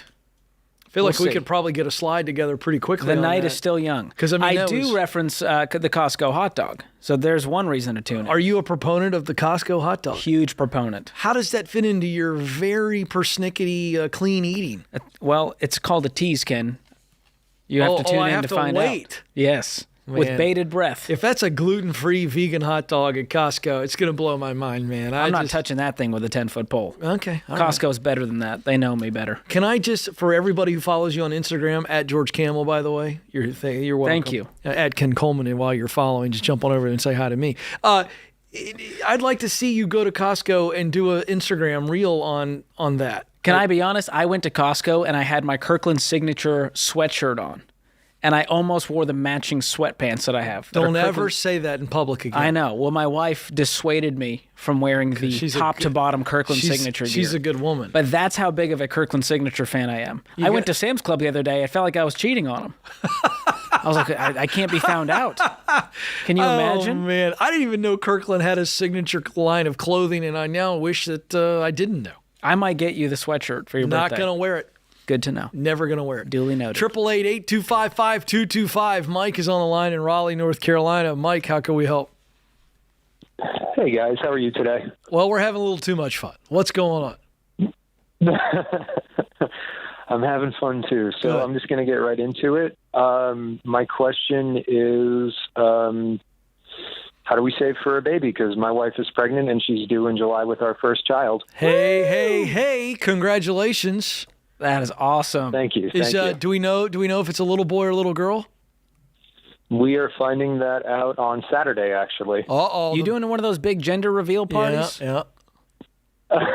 No, we're going to get a very small cake, and it's going to be a very intimate thing between my wife and I. We're just going to cut it open and see what we're having. That's fun. Love it. That's really cool. Well, as far as the expenses go, are you feeling like this is going to be a big financial weight? Do you guys have good health insurance in place? Yeah, we should. I just went full time with an IT service providing company, so I'm waiting to see what the health insurance is going to be there. No debt whatsoever except for the mortgage. 3 to 6 months emergency fund. We've done all the baby steps, so my biggest concern is not going back into debt.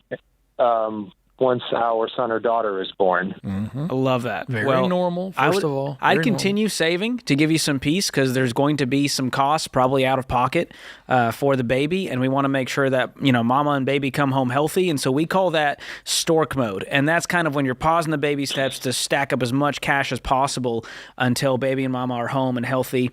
And some of the costs you can expect are, of course, the checkups, the prenatal care. Diapers. That's going to be a huge cost. Diapers. The ultrasounds, the lab work, the prenatal vitamins, the dietary needs, the maternity clothes, the baby gear. All right, so you know what? This is good because the big ticket items is where you would worry, right? Your health care, and you're doing it. But you know what you need to do, honestly, and lean on some friends that have little ones. in your world that you guys are doing life with, or even your mother or her mom, and just like literally go to Target, go to George. Where would people go to get diapers for you? You're Mr. Walmart. I'm a Target guy. Target, Walmart. Here's the deal: just go price out diapers. Take your wife with you. By the way, I remember the first time we went shopping for diapers, and I was like, "Get those. Those are the cheapest ones." She looked at me like I'd grown horns in my head. We're not going to put those on our kid. I was like, why? We're the only ones looking at it. And they're crapping in them anyway. What's the problem? Like, I would get the Kirkland diaper. I wouldn't get the most expensive diaper. I'm going to Costco or Sam's Club so to get all my that diapers. to say, and we're having a little bit of fun, but literally go price out a box of diapers. Get an idea how many diapers are going to go through in a month. Start looking at the little baby food once they get to the point where they're doing the little jars and the little spoons and all that. Price it out. Like literally treat it like you would your grocery budget so that you get an idea beyond the medical and all the bigger stuff. Just get an idea. And I think you're going to find, wait a second, they are expensive little things, but I can do this. And talk to your friends that have babies because they'll tell you, oh, we got 17,000 things and we only use 7. That's right. And so here's the things you really need to buy. Here's the things that are worth getting quality, you know, the car seat, I'll the tell stroller. you one thing, George. I'll tell you one thing, my friend. This isn't financial advice. This is just life advice. Invest in a baby wipe warmer.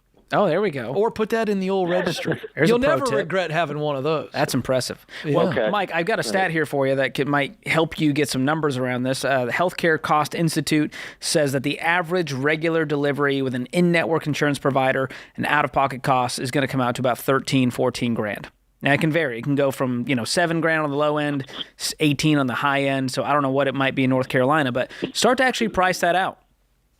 Well, right now we just got a bill in the mail that's saying every month we have to pay $300 towards the delivery, and I think the final price that was on there was like $4,800, $5,000, something along those lines. But we're socking money away like we're back in baby step 2 again. Good, so which means you're baby fine. Step 3C. Yeah. 3C. I like that. Wow. Mike for nominee for Caller of the Year. It's amazing. Early with the baby step 3C there. Well, Very Mike, good. The truth is, once the baby's here, the baby's going to become a line item in the budget for those expenses like formula and food and childcare and books and toys and, clothing. You might have higher water and electric bills. Of course, the diapers. So that's kind of the big things to worry about as far as the budget goes. But you guys have put yourselves in a financial spot that most people are dreaming about being in, which is no debt and a bunch of money in the bank. So it's something you can breathe easy on the financial side and instead get excited about this new baby being born. Mike, you're going to be a dad. And you're going to be a great dad, and you guys are okay, man. Stay off the internet and all the fear articles. Don't go to WebMD. Yeah, just save. Yeah, don't do that, man. Let me tell you something. And stay off of those websites where they tell you, here's how much a kid costs to raise in 2023. $4 million. Yeah, stay off of that stuff. You're good. George Camel, always fun to be with you, sir. Good hour. I want to thank James and the team and you, America, for listening. This is your show. This is The Ramsey Show. Do you love a good Dave Rant? Want to see the latest Ramsey Show videos going viral? Check out your favorite moments from The Ramsey Show on YouTube. Go watch and subscribe to The Ramsey Show channel on YouTube.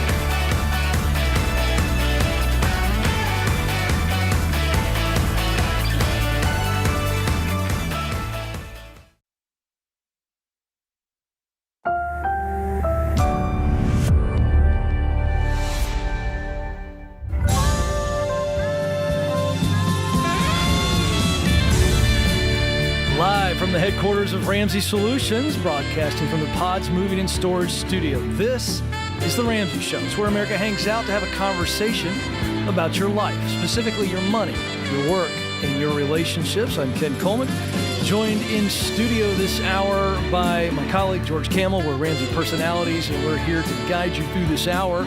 The phone number is 888-825-5225. That's 888-825-5225. And this is a special treat. We have a special guest in studio, and we pulled him away from preparation for tonight. We've been telling you throughout the show that tonight's a very big night. Live from the lobby of Ramsey Solutions HQ is the Building Wealth live stream event, and Dave will be leading us out, and he's joining us in studio. Been prepping for the talk. Welcome, sir. Well, it's good to be here. It's a little weird sitting in this seat. But as weird as it is for you, it's weirder for me It's like and the everybody first time I was in the car and I let my son drive and he was 14 and I was over in the passenger seat. And I'm hitting the brake on the passenger seat. Dave's got no brake. Yeah. No brake over there. Yeah. But it doesn't, but I mean, that's kind of how it feels. He can't stop me, but he can fire me. And so I can't stop you temporarily. I can stop you permanently. You can't. That's it. Yeah. He could absolutely put a stop to it. Make no mistake. But we're excited. We're really fired up. If you're just joining us this hour, this event is going to be unbelievable. The theme is building wealth. And it's a new year. The economy seems to be reported on differently every week. But the reality is that sound financial principles are still true and they still work. And what we've been teaching for decades still works. But a lot of you are scared. You're uncertain. And we want to address that you can still build wealth starting tonight. Building Wealth in 2023 could start tonight. It is our live stream event, 7 p.m. Central, 8 Eastern. Rachel Cruz will be doing a keynote. George Camel will be keynoting. Dave Ramsey keynoting. And then Dr. John Deloney and I will be joining for a fun conversation. And the whole point of it is to help you look at today's current state of the finance and economic world and what it means to you and your ability to control your future, fears about the economy, job loss, recession, and then how to create margin, beat inflation, build wealth, and worry less about money. And again, it's free. So I don't know what big plans you've got going on tonight, but you're not going to get more ROI than this. Join us by going to RamseySolutions.com/wealth. That's RamseySolutions.com/wealth. You can register right now. Yeah, right now. And they'll send you a link to be able to watch the thing for free. This is an event that if we were on the road in your city, you would pay a lot of money to come to. And it's completely free. And I just left a marketing meeting before I came in here with the team working on this for the last several weeks, and they are thrilled. We're well over 200,000 folks are going to be viewing. Whoa. And we're really, really excited about that. TBN is also going to be broadcasting it. And so it's going to be a great night. It's going to be a lot of fun, and you're going to learn a lot. And there is this weird thing happening. On the one hand, all of our data tells us when we're talking to you on the air, and anecdotally, and also in actual research, we're hearing how many people are distressed, how many people are afraid, how much anxiety there is, how much fear there is. And yet you can't get a freaking parking spot at the mall. I don't understand. Yeah, that's you weird. Can't find a new car on the lot. They're all sold. I don't understand. The real estate market is horrible, but you can't find a house for sale. It's the weirdest thing. I mean, everybody is distressed, and I think the way they're medicating it is they're spending like they're in Congress. That's exactly right. I don't know, man. It's crazy out there. You hear on the one hand how depressed people are and how sad it is and how long your face is and all that, and yet you can't stay out of the mall and quit pushing prime on your magic wand in your pocket. That's right. Prime, and crap keeps showing up at your dadgum front door magically. Yeah. Like dadgum Santa Claus brought it or not. That was last month, people.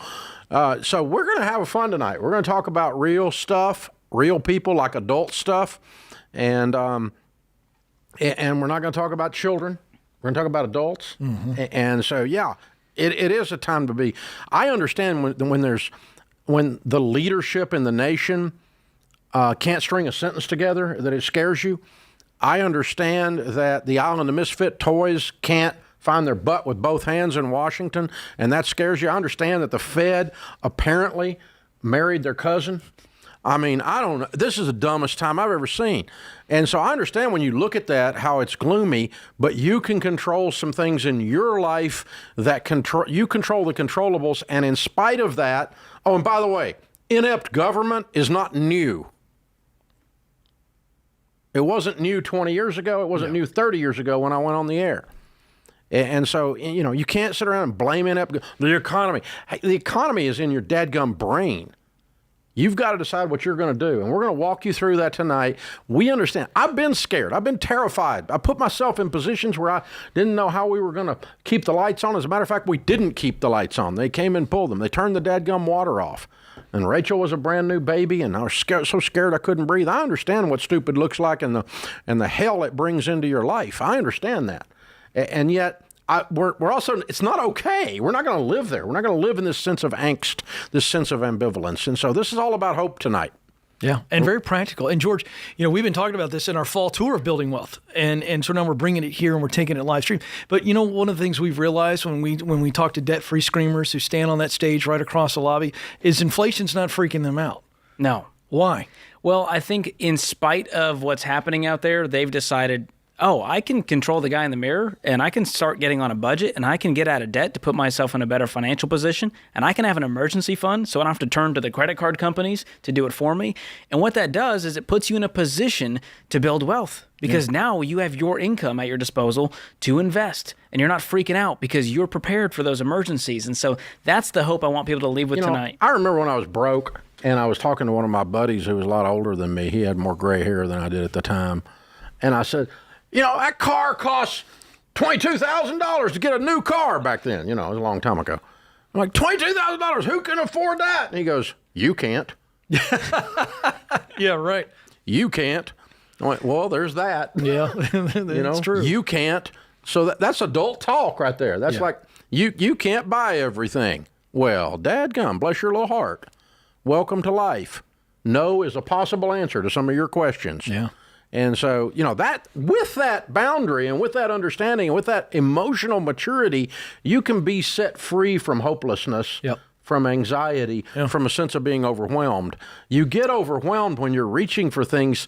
I would be overwhelmed if I was trying out for the NBA. Yeah. Well, I'd like to see that. Yeah, I no, really you wouldn't. would. No, it would be really ugly. You see Dave in the sweatpants and would the you headband? like to see me jump and dunk it? I think he'd beat How us. big a trampoline would we need? I'd need a trampoline to get on the trampoline. Right. Yeah, there is that. We were talking about margin, though. What margin really means? It's freedom. And you're going to be talking about that too, George. And just real freedom. And you don't have to worry about what a politician is doing. So, Dave, thanks for stopping by. I know you got more stuff to do. Can y'all tell I'm caffeinated? We're ready to go, baby. The guy is fired up. Let's get this done. It's like 7 o'clock tonight. Be joining up. Wow. Hey, we're not fooling around with this. We're going to punch this in the nose. Let's get it, people. Let's get it. 7 o'clock tonight. RamseySolutions.com/wealth. Did we mention it's free?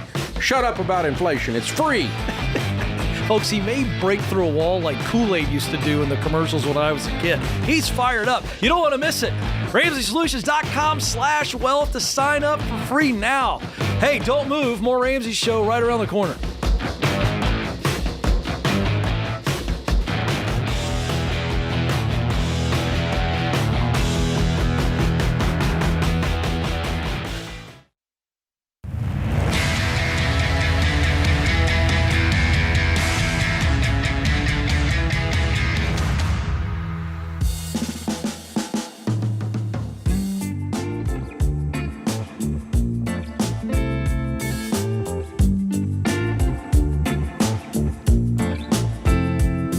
The Ramsey Show continuing to give you hope through practical steps forward, clear path forward to win in your money, in your work, in your relationships. I'm Ken Coleman, joined by George Kamel.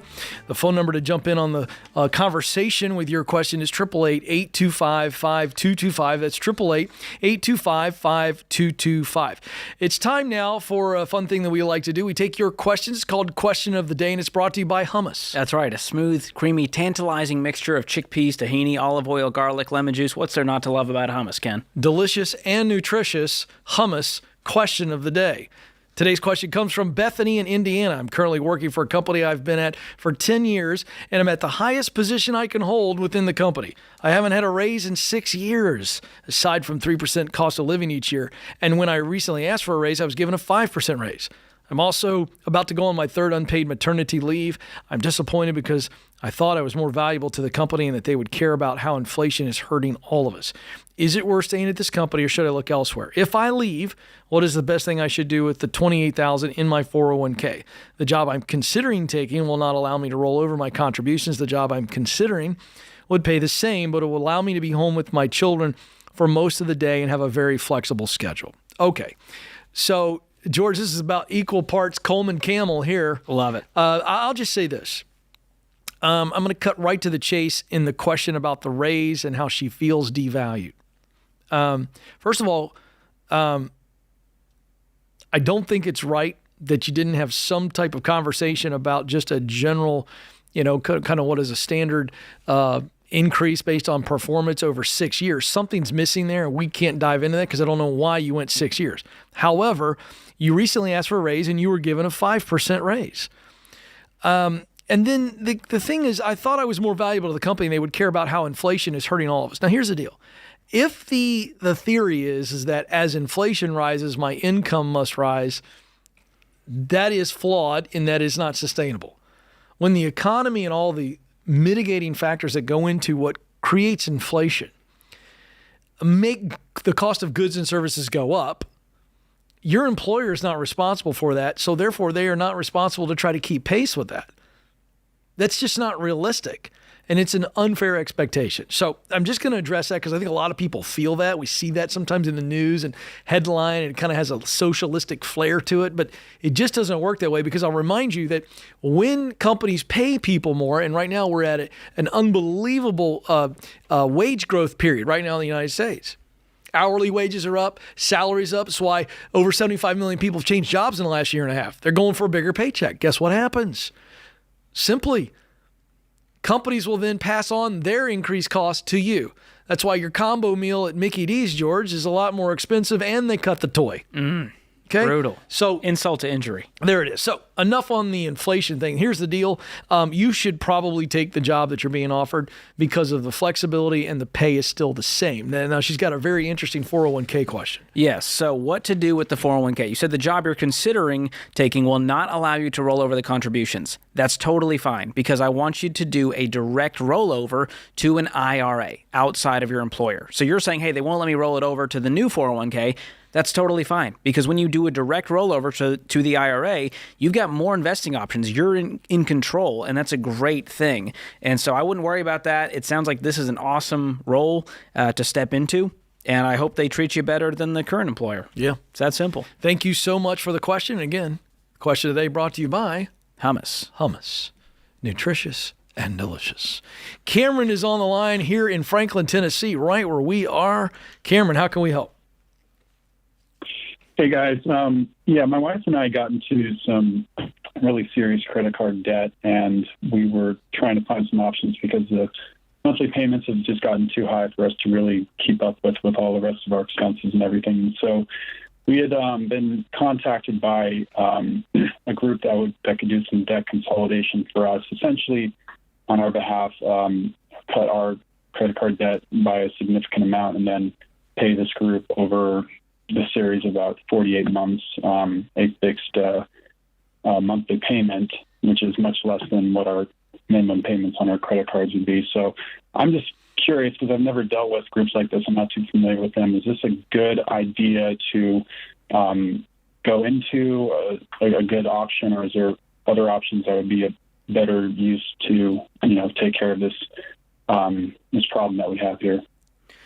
Well, the credit consolidation here is not a silver bullet, and you can't borrow your way out of debt. And so I know temporarily it feels like, well, if we can get this interest under control, we can get the payment under control, then we'll be able to solve this. The problem is we didn't actually hit the underlying symptom, which is we've been spending out our eyeballs. And so I would continue to make payments on your current credit cards, listed out from smallest to largest. What does that add up to in your monthly payments? Yeah, our monthly payments, it's about $1,200 a month. Okay, what's the total amount of credit card debt? $42,000.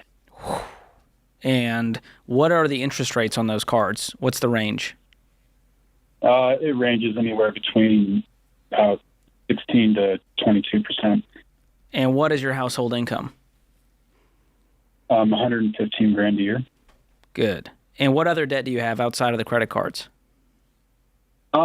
We have our mortgage, and then we also have a couple car loans, but one of the car loans we're just about to pay off here in a couple months, so that'll be wiped, and that's really it. Good. And what's that payment on that car loan that's about to be paid off? It's about $330 a month. All right, so that will give you an extra $330 in your budget to throw at the credit cards. What's the other car worth, and what do you owe on it? The other car, I'm not sure what it's worth. I bought it for $15,000. And there's about, I want to say, $9,000 left to pay off on it. Okay. you can also look into that as an option. If you can sell that thing, you owe 9 and you can sell it for 15 and we downgrade in car and get something cheaper for now, that's also an option to help speed up this debt payoff process. But the real key is taking control of that $115,000. And you're saying you can't afford the $1,200 payment. So what else is happening in your expenses that's causing you to not be able to afford that? Yeah, I mean, it's our mortgage and what's your mortgage payment? It's $2,750 a month. All right. And what's your take-home pay? Take-home pay is about $7,800 a month. All right. So that mortgage is taking up a big chunk at 35% of your take-home pay, which is also hurting you. But this is definitely doable because that means you've got, the other 65%. Obviously, you've got some bills to pay. Are either of you able to work overtime? No, not really. My wife, she works as part of a prayer ministry and receives donations through that. But those kind of really those amounts and kind of what we get from that really fluctuates and everything. So it's in terms of like a fixed income. It's mine that we have right now. Okay. Well, here's what I want you to do. I'm going to gift you 1 year of Every Dollar Premium so that you guys can get on a plan, list out your income, your expenses, track everything. And what you're going to do is a budget audit. You're going to go through every single expense and go, can we do better? Do we need this right now? What can we cut? You're going to go find some money in your budget because it's there and you're going to pay off these credit cards. And all it takes is a little bit of progress to now make this manageable instead of paying these credit card consolidation companies who are just out there to screw you. And so we call it consolidation for a reason, emphasis on the con. And so I would not go through this consolidation process. What's the interest rate going to be? Did you look at that with them and what the payment would be? Yeah, I have it here in front of me. Essentially, what their total fee, because they're saying that they can get my debt cut down to $22,000 and then they add on $10,000 to their fee. I don't trust them with a 10-foot pole, man. I'm running away from these guys. They're making a lot of empty promises, and you're going to start paying them monthly fees to fix this thing, and it's not going to be fixed. You're the solution, Cameron, and I totally believe you can do this. List out your debts. Use our debt snowball calculator to show you what this plan looks like. Smallest to largest, regardless of the interest rate, you will be debt-free soon, my friend. You just got to get on a plan. Cameron, you got to believe, and we're here to walk it through with you. You got this. He's George Campbell. I'm Kid Coleman. This is The Ramsey Show.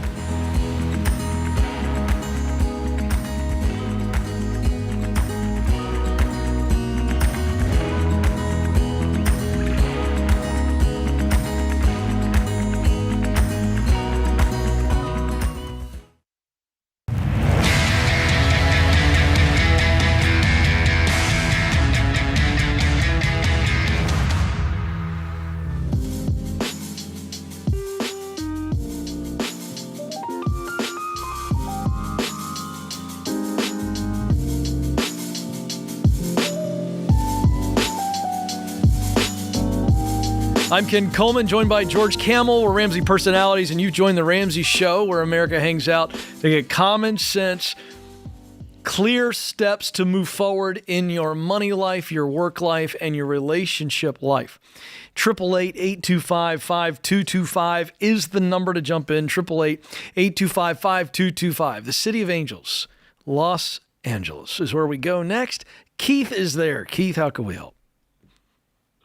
Hi. I guess my main question is I just graduated from school about less than a month ago. And I guess I'm trying to find a job because I moved back home. And I'm asking, should I be focusing solely to look for a career-based job, or should I just find a job in the interim just so I can be making money? Okay, so do you have an idea what ladder you want to be on, what career path, what 20 years, 30 years might look like? You got some ideas? Yeah, I want to do something with data analytics or business intelligence or business analytics because my degree is business administration with a focus in information systems. Right. So I would not take any old job. Now, if you need to get a couple of part-time jobs, or a full-time short-term job. And what I mean by that is, if you're out delivering Uber Eats or something and you can make enough money. But I don't want you just taking any job. The reason is because you can get in somewhere with this desire where you want to end up. And with the degree you have and just the skill set, entry level, there are entry level jobs that I would rather you go after because it gets you in the door. The Proximity Principle is a book that I wrote. I'm going to give it to you as my gift, okay? It's a best-selling book, and I can sum the Proximity Principle up very simply. It says, in order to do what I want to do, I've got to be around people that are doing it and in places where it is happening.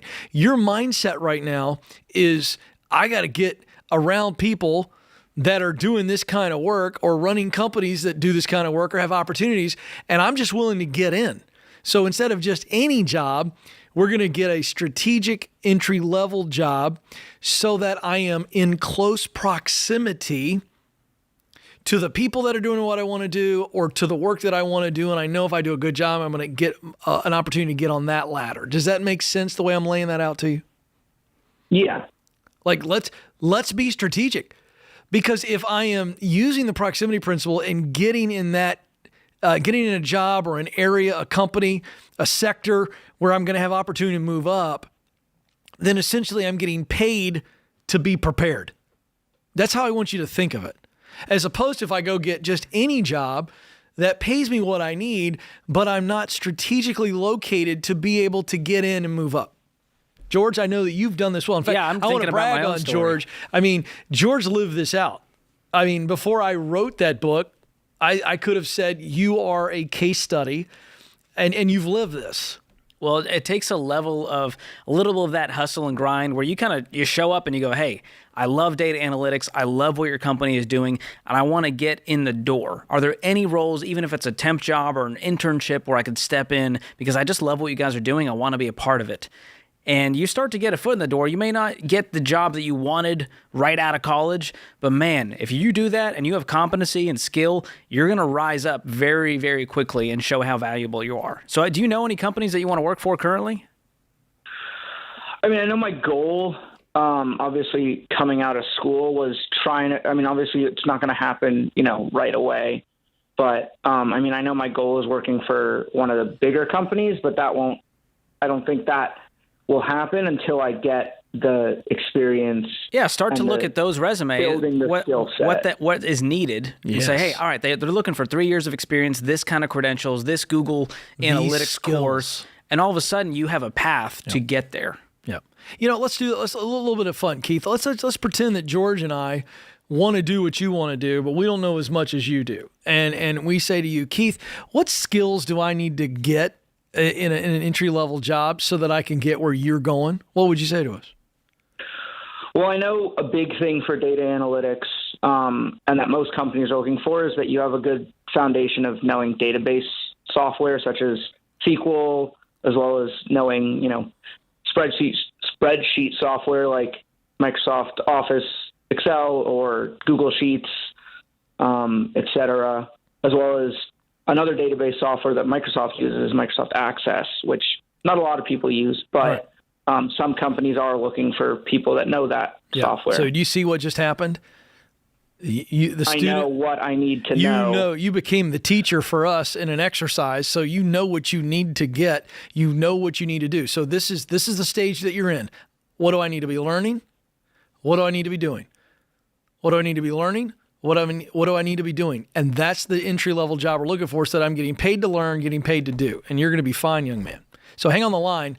Let's give Keith a copy of the Proximity Principle. And while we're at it, while I'm giving stuff away, give him a copy of From Paycheck to Purpose.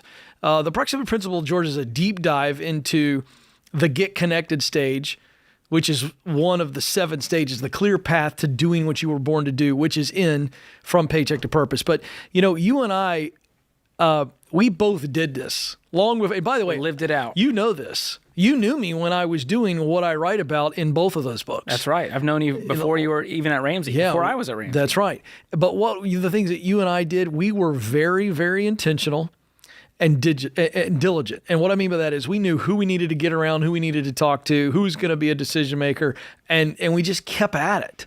And when you do that with persistence but not being weird about it. Don't be a stalker. That's not what we're saying. But going on LinkedIn, for example, Keith, and just starting to search data analytics. Who can I connect with who's even in these roles? Yeah. Who do they know? And it has a ripple effect. And all of a sudden, you're active, you're commenting on things, you're posting. You got to be out there proactively. A lot of people are waiting, Ken, for something to just like fall on their lap, waiting for someone to email me because I put my resume on one of these giant sites. It doesn't always work like that. It doesn't, and I think you can confirm this. And this is a little nugget here that I hope frees some people's minds right now. When I'm around the right people and in the right places, I don't actually have to ask for opportunity. I have found that opportunity comes to me. Like if you're actually in the right place, the right time happens. Have you seen that in your Oh, absolutely. Yeah, I mean, you were here. You were here doing a different job. And for people who don't know your story, I was in a host role. And I was moving into a personality role. You were really interested in it, but because you were here and earned the credibility and the right to stick your name in the hat, you actually earned it. You step into that host role, and then how many years later before you're a personality? 4 years. And what's interesting, Ken, is 4 years worth the wait? Yes. I think so. And part of that, Ken, I didn't raise my hand to even be the host. I put myself in places where I went, hey, I want to get on stage because I just love to do that. Yep. And people see that and they tap you on the shoulder and go, hey, George, what do you think about this? What's one of those things that you did that was outside of Ramsey? I know the answer, but I want you to share it with people. You did some of that outside of Ramsey where you just got yourself in a stage or on a stage and begin to confirm, do I want to do this? Oh, absolutely. Give me an example. I did some outside hosting stuff and I did whatever it took. I once hosted this was an auto mechanics grand reopening. And I was on the flatbed of a truck hosting this because I wanted to get the reps in. I love that. I once hosted the Sewanee Day Festival where I introduced balloon artists. Wow. Nobody's listening to me. They're out drinking beer in their lawn chairs. Yeah, but you know what that proves? But you know what we wanted it. That you want it. Yeah. And I have mad respect for anyone out there who thinks what they're doing doesn't matter right now because they don't see the end game. Yeah. And it's not the mountaintop they were hoping for. Yeah. But it's those reps that create the opportunity down the line. Yeah, it's absolutely right. Everybody, if we walked on the street, George, you know I've done man on the street stuff for Ramsey. Oh, it's hilarious. It's a lot of fun. If we walked down the street right now with a mic and a camera and we said to people, are you willing to do what it takes to do what you love, to wake up every day and be excited and make good money doing something you love? They go, absolutely. But then if we said, are you willing to wait as long as it takes? I dare say the answer would be a lot different. Yes? Oh, absolutely. It's patience. That's the game. Patience and diligence combined. And it's really freaking hard. By the way, same for the baby steps. That's true. Anything worth it in life. Yeah. Gazelle intense, but waiting. Very difficult. Hey, we're going to keep taking your calls. Don't move. He's George Camel. I'm Ken Coleman. This is The Ramsey Show.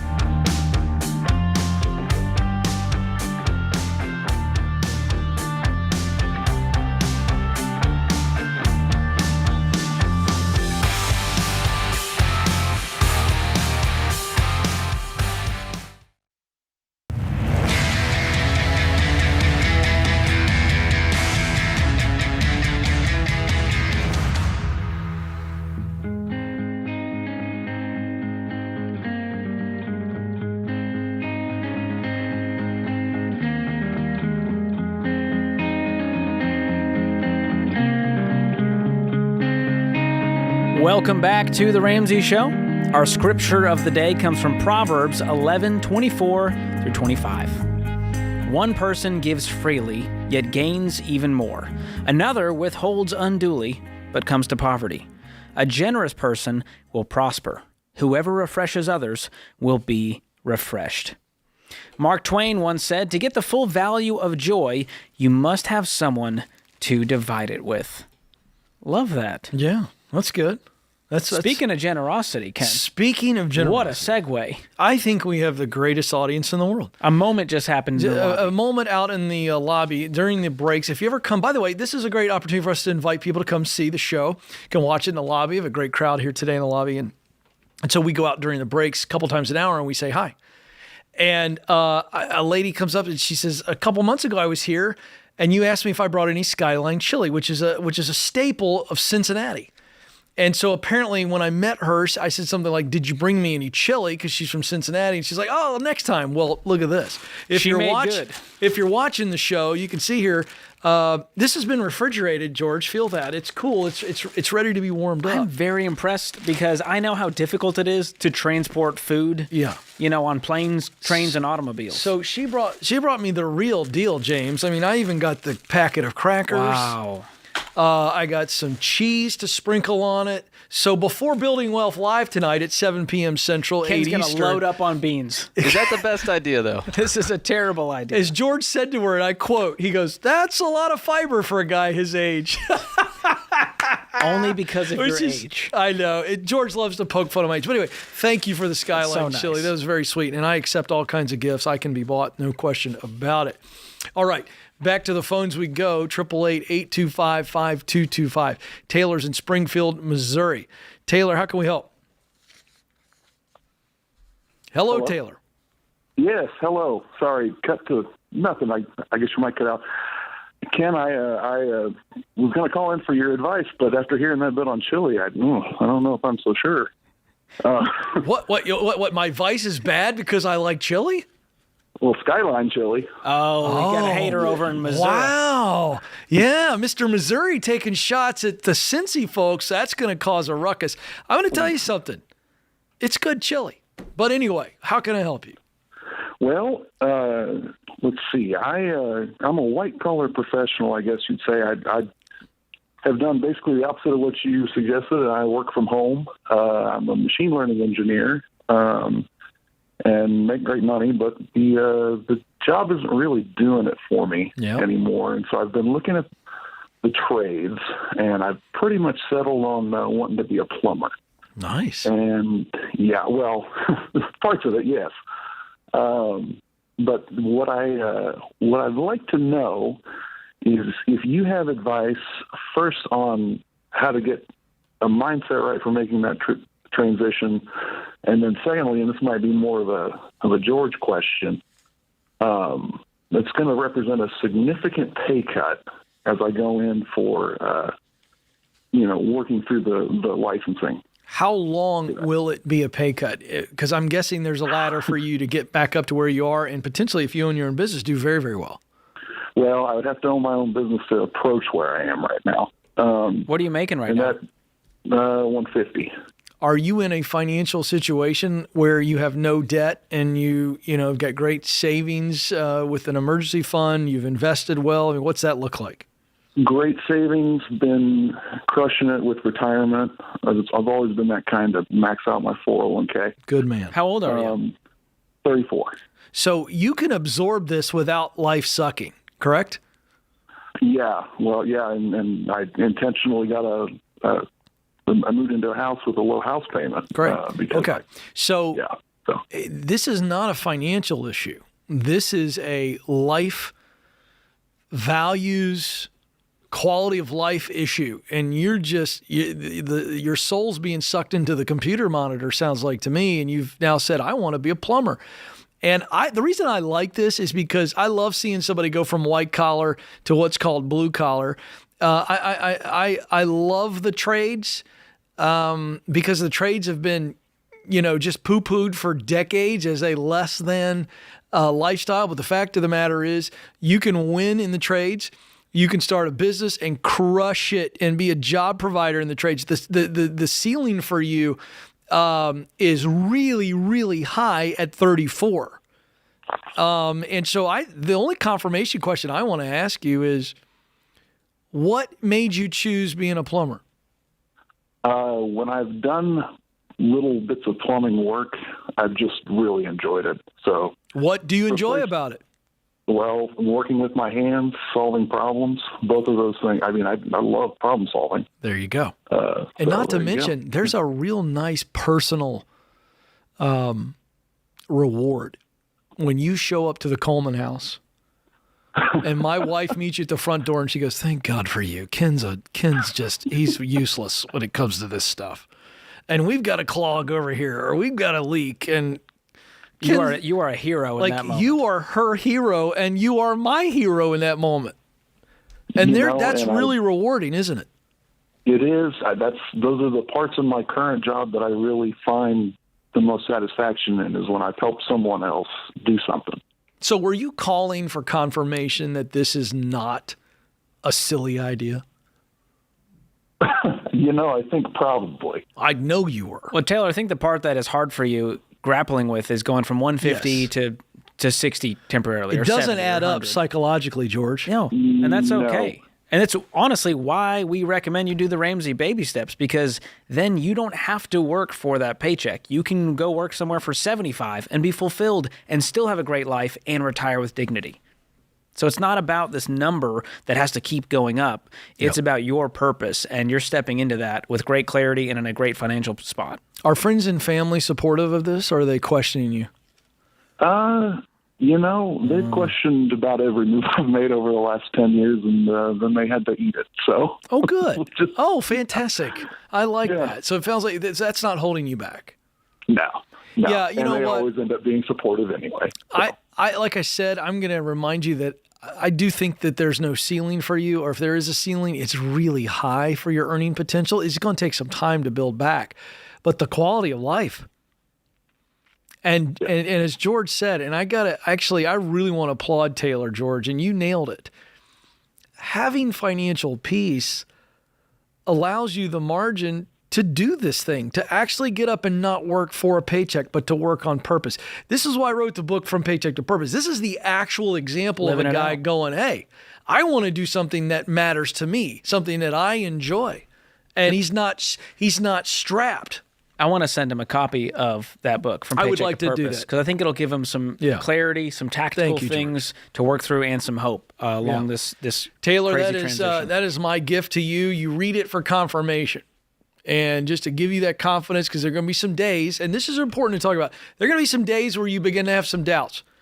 And you start to go, I can't believe I took this big of a pay cut. Or, man, this is really hard. And I want everybody to hear this, George. If you're experiencing fear and doubt right now, I want to encourage you that the only people that experience fear and doubt are the people that are thinking about moving forward, or the people that are moving forward. In other words, the people who sit on the bleachers of life watching everybody else live, they don't ever experience fear and doubt. They're trying not to choke on the popcorn. And the rest of us are living. And so if you're experiencing fear and doubt, that is a good sign that you are longing for something more, that you are moving towards something more. And that's all it is. You're never going to remove fear and doubt. You can overcome it, George, but you cannot remove it.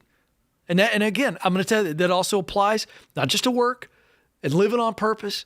It applies to the baby steps, to money, to getting out of debt. There's going to be some days where in the middle of the baby steps, you're like, I don't think we're ever going to get through this. And as you step into it, you gain a little bit of confidence and a little bit more. And then you see the progress, and all of a sudden you get there.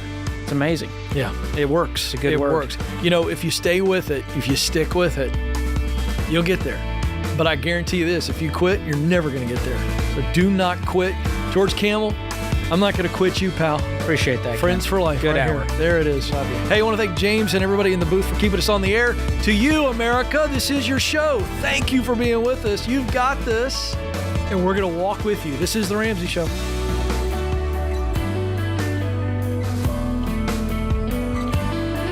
Hey folks, Ken Coleman here. Did you know The Ramsey Show is one of the most popular podcasts in the world? Get your daily dose of advice on life and money. Check out all of our shows from The Ramsey Network wherever you listen to podcasts.